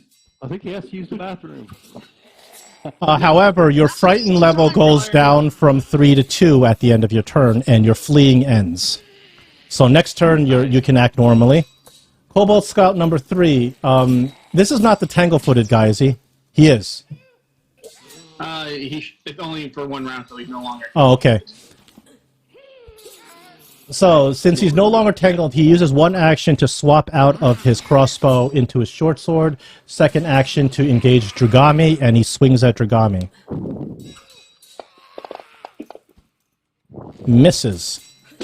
Giffen, you're up.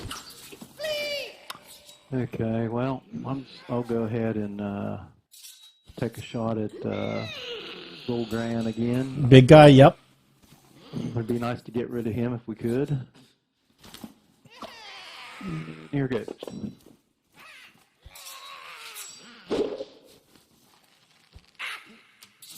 It didn't show up, did it? You It missed. did it. It was a miss with a 16. Oh, okay. I'll go ahead and give it another shot. Zolgren's tough, Zolgren's beefy. That's a... You hear the music. That's a no-go. Right. Third action. Yeah. Can I try to hide right here where I'm at? Yeah. Yeah. Okay. It makes sense. Are you hiding specifically from Zolgren or trying to hide from everybody? Well, according to the action sheet I got, that anybody that I'm hiding from anybody that can observe me. So I'll get a roll.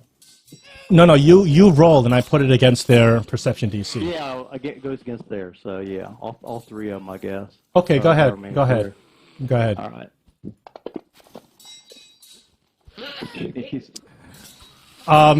You become extra observed.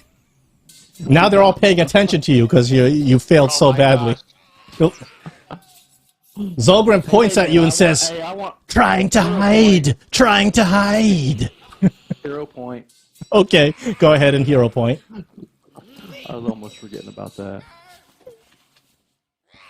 I was going to make them target you because of that horrible I roll. thought that. That's why I wanted to hero point. That sounds like something you might do. 14. Okay. You're not actually. I'm not technically not supposed to tell you if you succeeded or not, but you failed to hide. Oh, okay. All right. Why I? Yeah, because if I told you you failed, you might influence your decisions. But I don't mind telling you if you failed or succeeded in the All hide. right. All right, Kobold It's my Scout. turn, then. Kobold Scout number 1. He comes over here. He does a weapon swap to take out his crossbow. He looks up at Zolgren to see who he should target, and Zolgren screeches out to him, "Healer." Uh-oh. They don't like the fact that you're healing so well. So the kobolds, Partial coverage for being behind somebody. Beetle's too small. This is where size matters.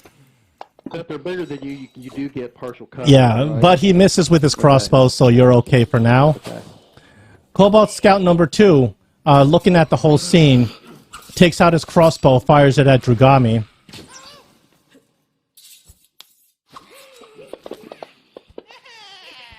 He's gonna crit Drugami.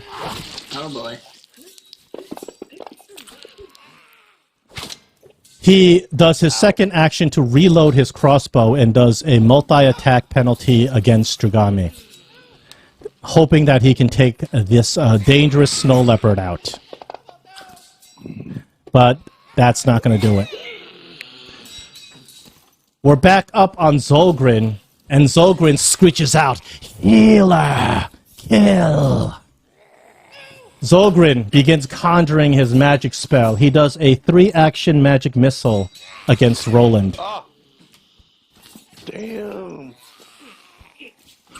So magic missile is auto damage, and it actually is the same damage as 5th edition. 1d4 plus 1 each bolt. 1 bolt, as you get pelted by his magic. Zolgren is an intelligent fighter, so he knows to take out the healer first. Beetle, you're up.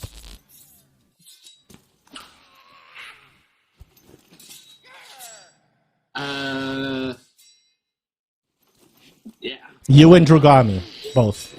Yeah. Alright, I will... Because I heard Drugami screaming and yelling, I will whistle to him to retreat. Sure. That's 15. He's got 30. To there. That's On 30. the edge. Alright. And then... Because the other thing is, it's dark over there, and since Polaris ran away, you can't see over there. Valeros has no idea what's going on. He ran all the way to the sleeping bunks. No, I'm saying I can't even see the guys that left because it's dark now. Yeah. Because Valeros would have the not light there. spell. And these kobolds, Yeah. they don't use light. Yeah. So that's So, something to but keep in then- consideration. Oh, I should read that out. Technically, I should be penalizing you for attacking dark because they're in darkness, but I'm not doing that now. Well, The boss's magic is lighting up the room enough so you can see them. and I will do another electric arc against the. Sure. Is that a concentration spell? There's no such thing as concentration. There's sustained spell. The light is a spell that is just there, and it's always there. That's how it works. I can. It's a cantrip for me, so I can cast it to someone else. You Nice. killed Zolgren! He starts. You see him vibrating, and then he just turns around and falls backwards and lands smack on the ground. But his minions are still fighting, and they're fighting to the death. Dumb minions. Alright, and that will be. Oh, you've eliminated the boss. Actually, technically, Dragami had one more action I forgot to take, but I actually want him right next to that part. And that will be the end of Sure. my turn. Merciel, you're up. Alright, let's see. I'm gonna target this guy, number 2, and Technically, you really have no line of sight where you are. You got to move over a little bit. You can get right behind. I think you can get right behind Dragami.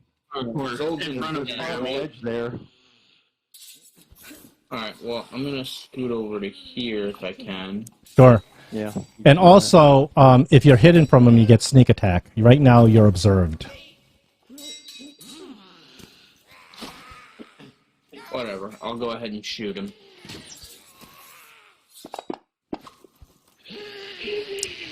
That's a hit.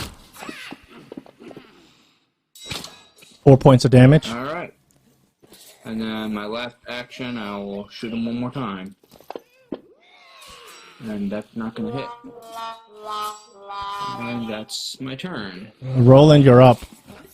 Does someone have a bird? A bird. I keep hearing a hee noise in the back. Oh, that's the crit fail noise. Womp, womp, womp, womp. Oh, okay. That's Sirenscape. Okay. Yeah. Okay. Let's see. I don't think I can meet anybody here, but what I can do is Beetle. Can I do a healing that's not a heal spell out of? Unfortunately, the pre-gen does not have battle medicine, so no. Okay. This is not your fault. It's because it's not your fault. It's the way the character was. It's the way the character was built. Don't even worry about Dragami. Don't even worry about that. I can heal Dragami with a special spell. So I could cast light again, which is 2. I'm just trying to figure out. There's not much I can do here. I don't think I could reach them. 5, 10. Let me move there, and then here's another 5. That's 15. Now you see that you walked right into the kobold that was there. Okay, so that's my action for movement. I'm gonna swing.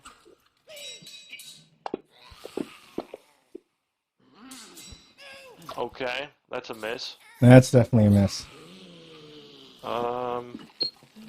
See if I could actually hit him. I'm gonna do my 3rd one. Still a miss, right? Yeah. Okay.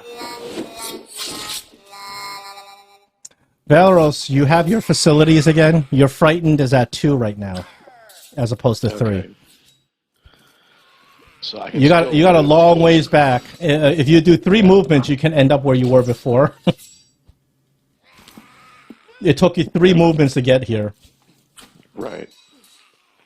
I didn't know if I would be able to use all 3 movements. Sure, you can. Okay.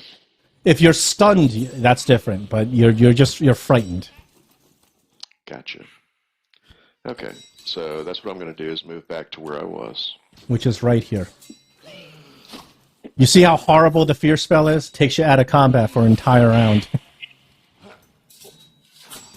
Kobold Scout number 3. He is going to swing his sword at Roland. Yep. He's going to hit you with that. After he does that, he is going to retreat over here. And he swaps out for his crossbow for his 3rd action. Giffen, you're up. Okay.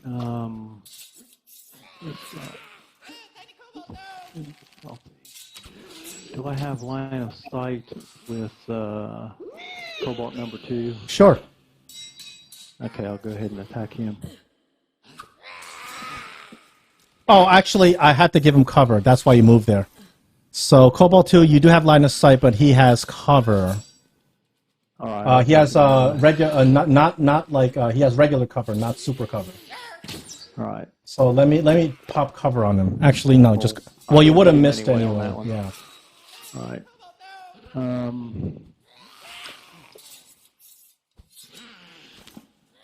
Yeah. Might as well shoot at him one more time. Critical. So no matter what kind of cover, that would have hit. Very nice. That's the end of him. That's the end of him. And Those are three. You took 2 actions. no, I didn't move. I didn't move. I only took 2. So I want to just try to hide again. Okay, go ahead. Roll a stealth. I'm bound determined to get hid, so I can get a sneak attack in. I guess not. No. No. Oh, No dice brother. there. Okay, Kobold scout number 1. He's going to stay where he is. He's going to fire a crossbow bolt at Menace.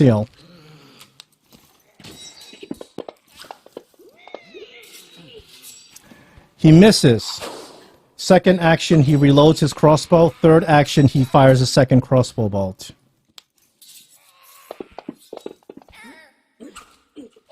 Now he hits.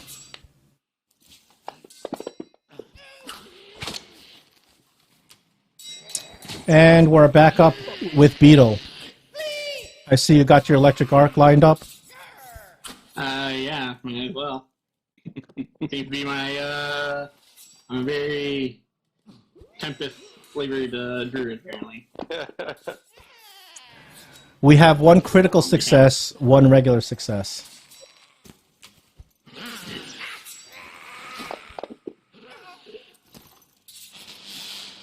And then I will attempt to demoralize Kobold Scout number 3.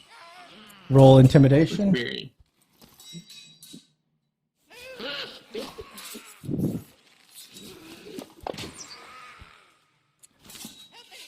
That is a critical failure. However, there's no penalty for critically failing demoralization. The little guy just growls at him, and that'll be the end of my turn. Mercil, you're up. Alright, let's see. That's 20 feet away. You know what I'm gonna do? I'm gonna get my... There we go. Over to here. I'll target number 1. You can't really be there, so I'll put you in a square that you can exist in. There you go. Okay. That's fine. Alright. I'll put you here. Alright, I'll shoot him with my... Whoops. Yeah, there you go. Yeah, I'll shoot him with my short bow. That's a hit. Hit. And then I'll do a second attack. That's a miss, and then I'll end my turn. Roland, you're up. Ooh, okay. Well, Let me introduce you to a new action. It's called Shove. yes. No, I got it. So 5, or is that 10 or 5? That's 5. First Okay, diagonal is 5. 5. Okay. So I'll go there and then right here. You can't shove him into the pit from there. You have to be behind him. Okay. However, that'll take, if that's, that should be 5. able to get there with 25. You can let me see. Yeah, I'll give it to you. You can move around him like that, and you can get behind him. Now, in order to shove him, you have to beat this guy in an athletics. But you're rolling against his fortitude. Okay. Action, I believe if I go, there's an actual shove button. Yep. So there's movement, and then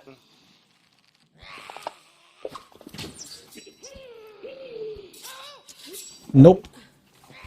okay. Now that's still 1. Can I try and shove him a second time? Yes, but if you shove him a second time, the shove has an attack trait. Therefore, you suffer multi-attack penalty. Which does what? -5. Oh, okay, okay. So He shoved against Zolgren. I don't know No. if that changes. Oh, he shoved against Zolgren. Shoving. Let me see. Oh. Well, an 8 wouldn't have done it anyway. I thought I have Kobold Scout 3 targeted. I don't know why it said Zolgren. Yeah. I'll swing then. Swing is also multi-attack penalty. Oh, okay. Never mind then. I mean, I'm trying to think what I could do. Well, that would have been a miss. If you want to just rule that as a miss. That would have been a miss whatever. anyway. Yeah. Because the only other thing I could think of right now, because that's an attack action like that, Yeah. is I would have demoralized. But we'll go with that. Demoralize would have probably worked better. Valeros, you're up. Valeros now has a really high athletic bonus, so if he were to try it, he... Yeah. There you go.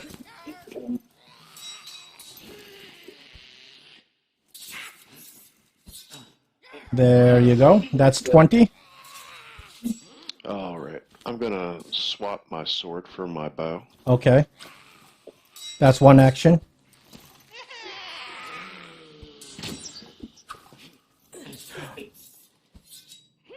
Well, it's okay for this time, but technically you can't do that because you have a sword and shield. So you can't swap one weapon for a two-handed weapon when you can't wield it. So technically you can't do it, but it's okay for this time because we're kind of nearing the end. Go ahead. Charge me the extra action point. Because in order to do that, what you would have to do is use one action to put your shield away, and then use the next action to swap, and then the third action to fire. So you wouldn't have enough actions. You see what I mean? Okay. Yeah. Yeah. So I'll take that, and you can roll damage.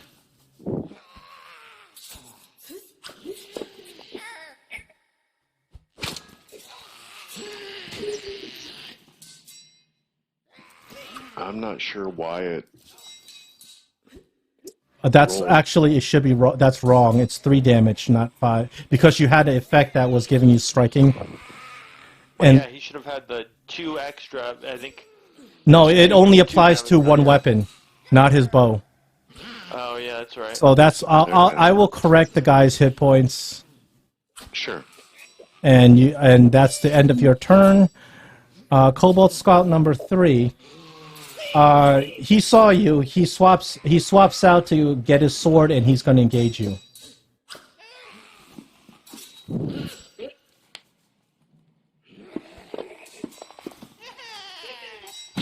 He misses. Giffen, you're up. Okay. Let's see. We're having a hard time with these guys. Got guys wounded. Both of them wounded. I'm gonna go ahead and attack Kobold Scout number 1.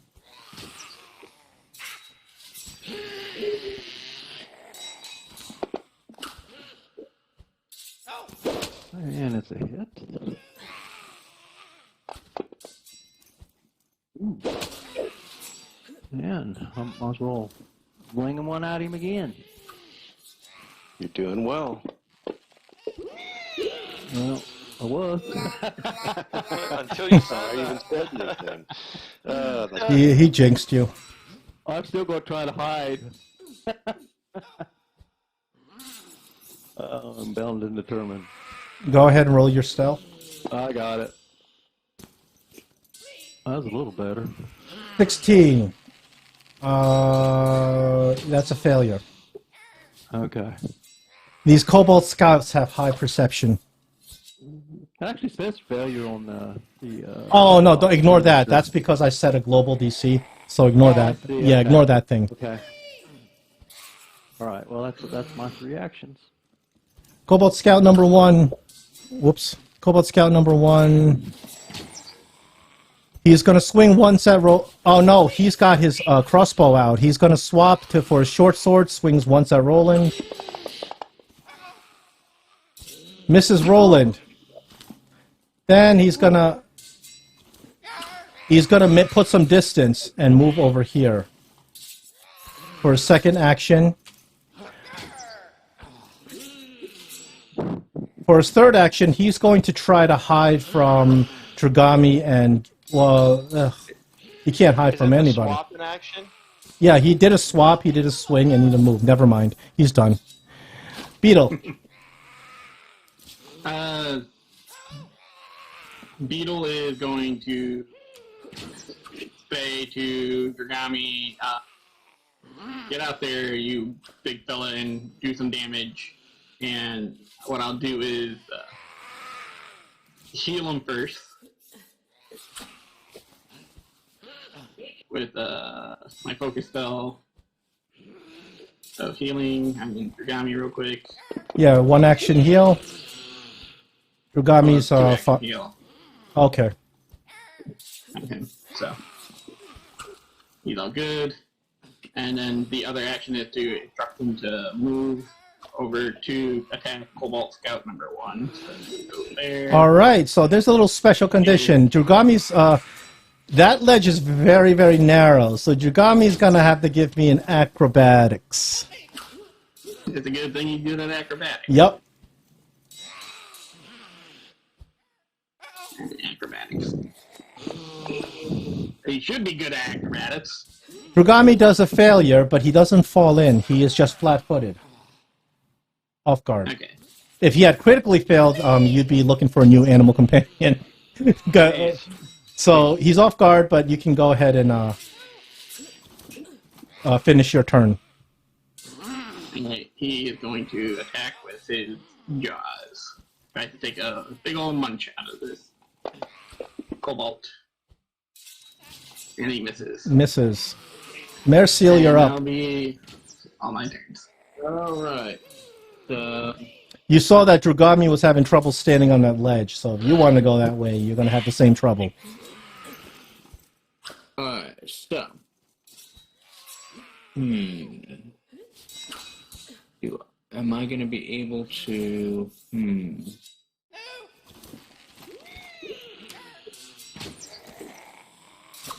So what I want to do is I want to see if I can get around Drugami and get to the other side of him so I can...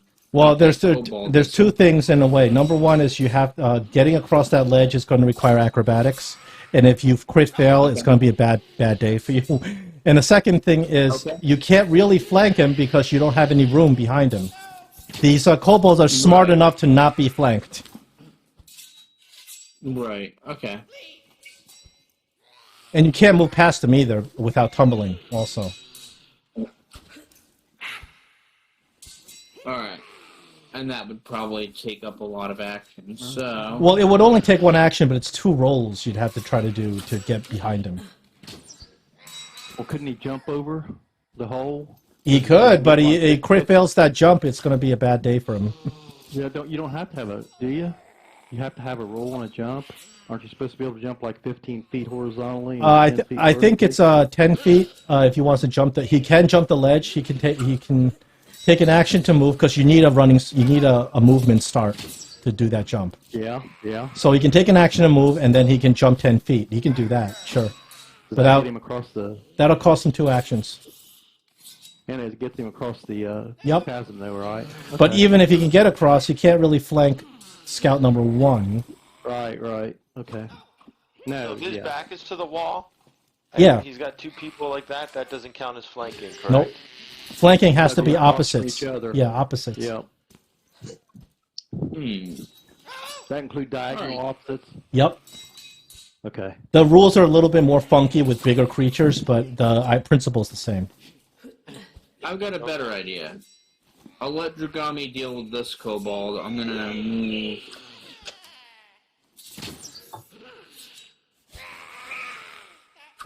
See if I can move over here. Now, my melee range of number 3? Yes. Okay, I will use my next action to equip my rapier, and then attack number 3.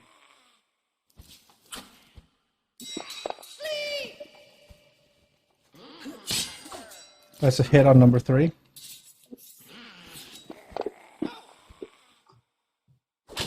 And that's the end of my turn. Roland. All right. You now can flank if you wanted to. I'm gonna do that, and that gives me advantage. Not advantage. It gives him a -2 to his armor class. So -2 on his armor class is a big deal. You might actually be able to hit him with that. Because your attack bonus is pretty low. So, because you have him flanked, that 16 is going to hit him because he's flanked. Otherwise, it wouldn't have hit him. Yeah, that +2 helps, huh? Exactly. Or -2. Every +1 and 2 makes a huge difference.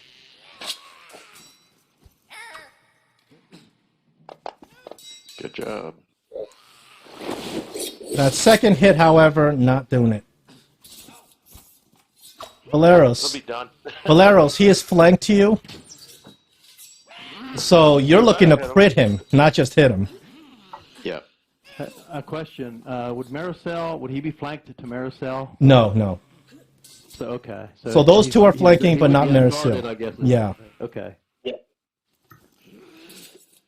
Well, it's a hit, not a crit, but it's a hit. And I forgot to announce I was swapping my bow for my sword. Sure.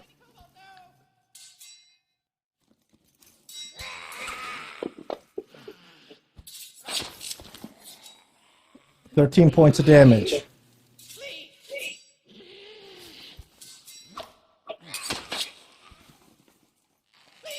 Okay, and for my last action, it's going to be another attack with the sword.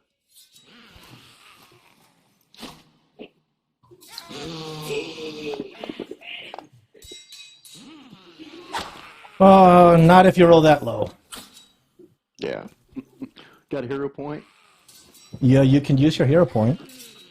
I'm going to hold on to that. They Okay. go away, don't they? Right? They get used up, but you get more. You don't stack them between games or anything. Yeah. That's Co- what I was. Kobold Scout number 3 is in dire straits. He's in big trouble. All he really can do is just fight to the death. Takes out his short sword. First attack against Valeros. Miss. Second attack against Maricel. Horrible miss. And Hail Mary against Roland.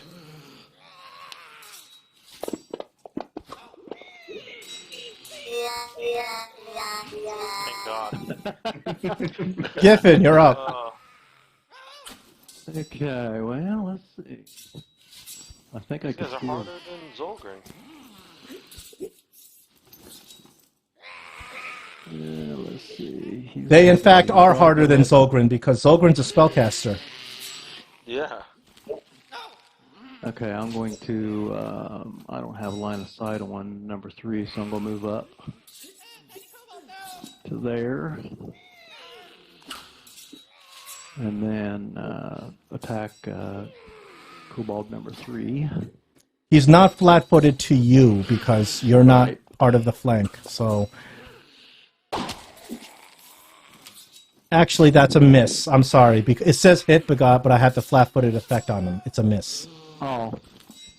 Okay, 18's a miss. Oh, hold on. Let me check his armor class. His armor class is his armor class is 18, so it's a miss. Okay. I might as well shoot at him again. I've given up trying to hide. That's you attack with your full bonus. It's with multi-attack bonus and everything. It's a miss. Yeah, so with -5, it would only be 14. So Okay, now we're Kobold Scout number 1. All he's got is Dragami, so he's going to attack Dragami with his short sword.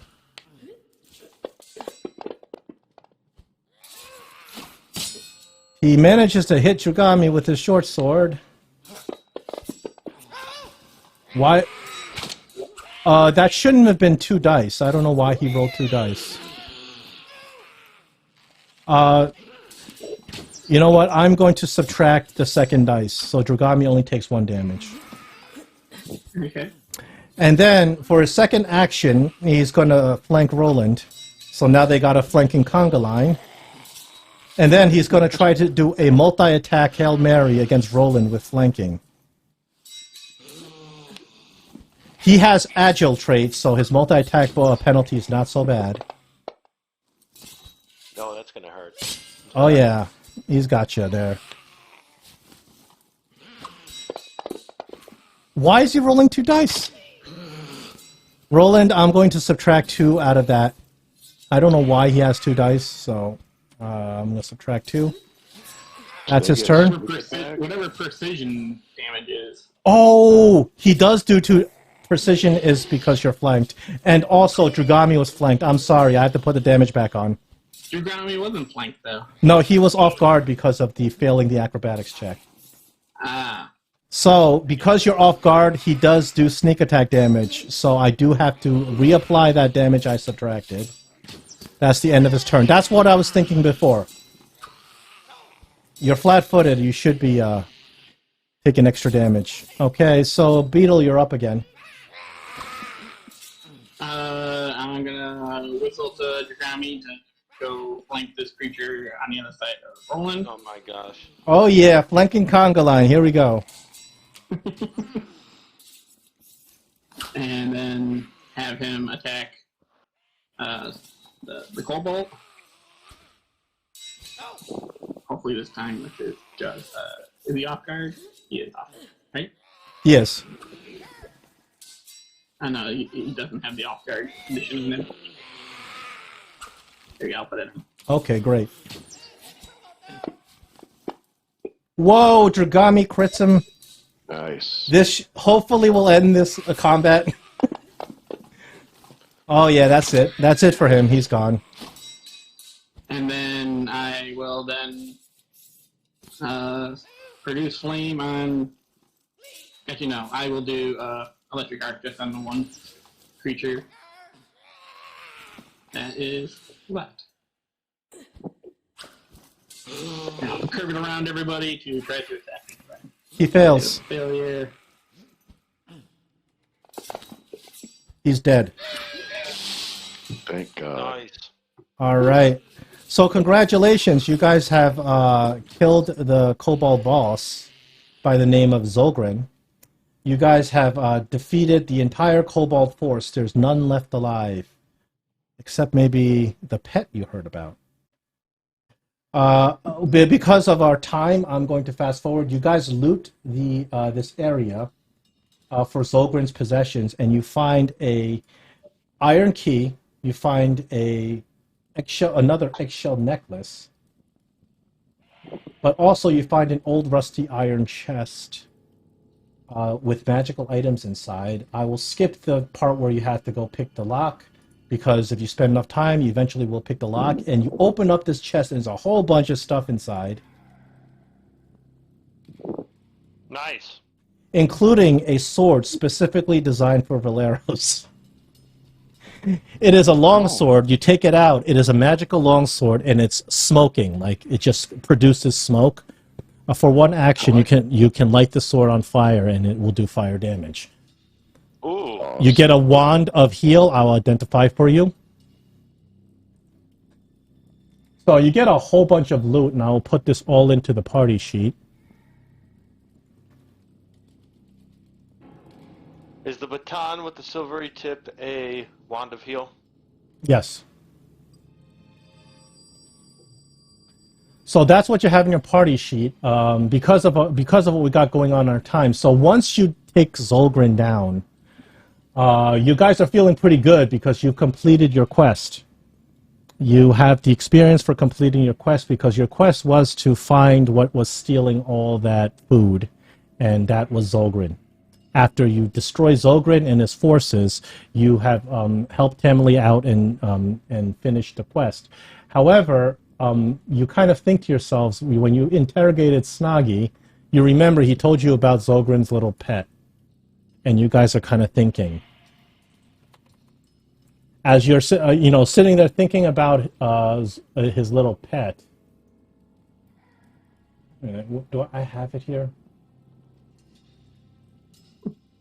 Do we hear it from the hole?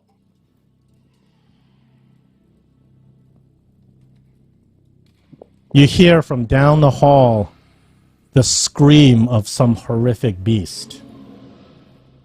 Knowing that what's down there is probably a pet dragon.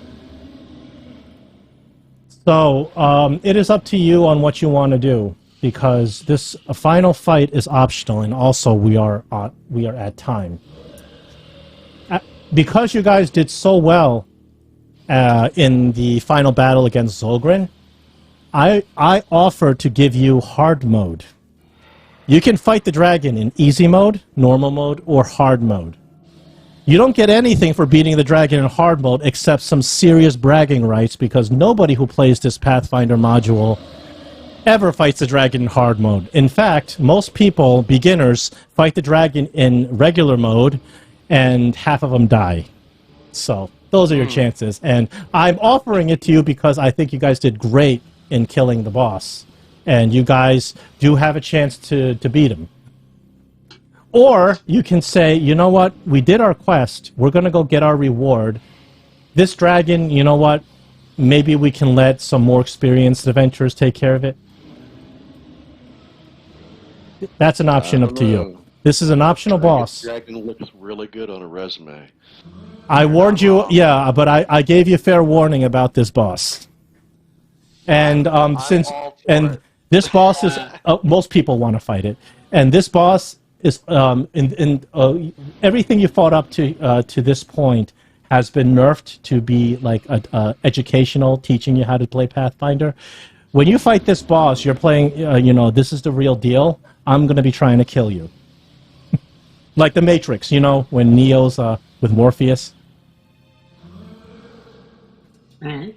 I'm looking to next week. I'm okay. Yeah, I'm looking to TPK you if you decide to take on this dragon. So you guys can. If we do hard or regular. Yeah, you get because of our time. You guys can make that decision, and we'll see. We can run the combat next week.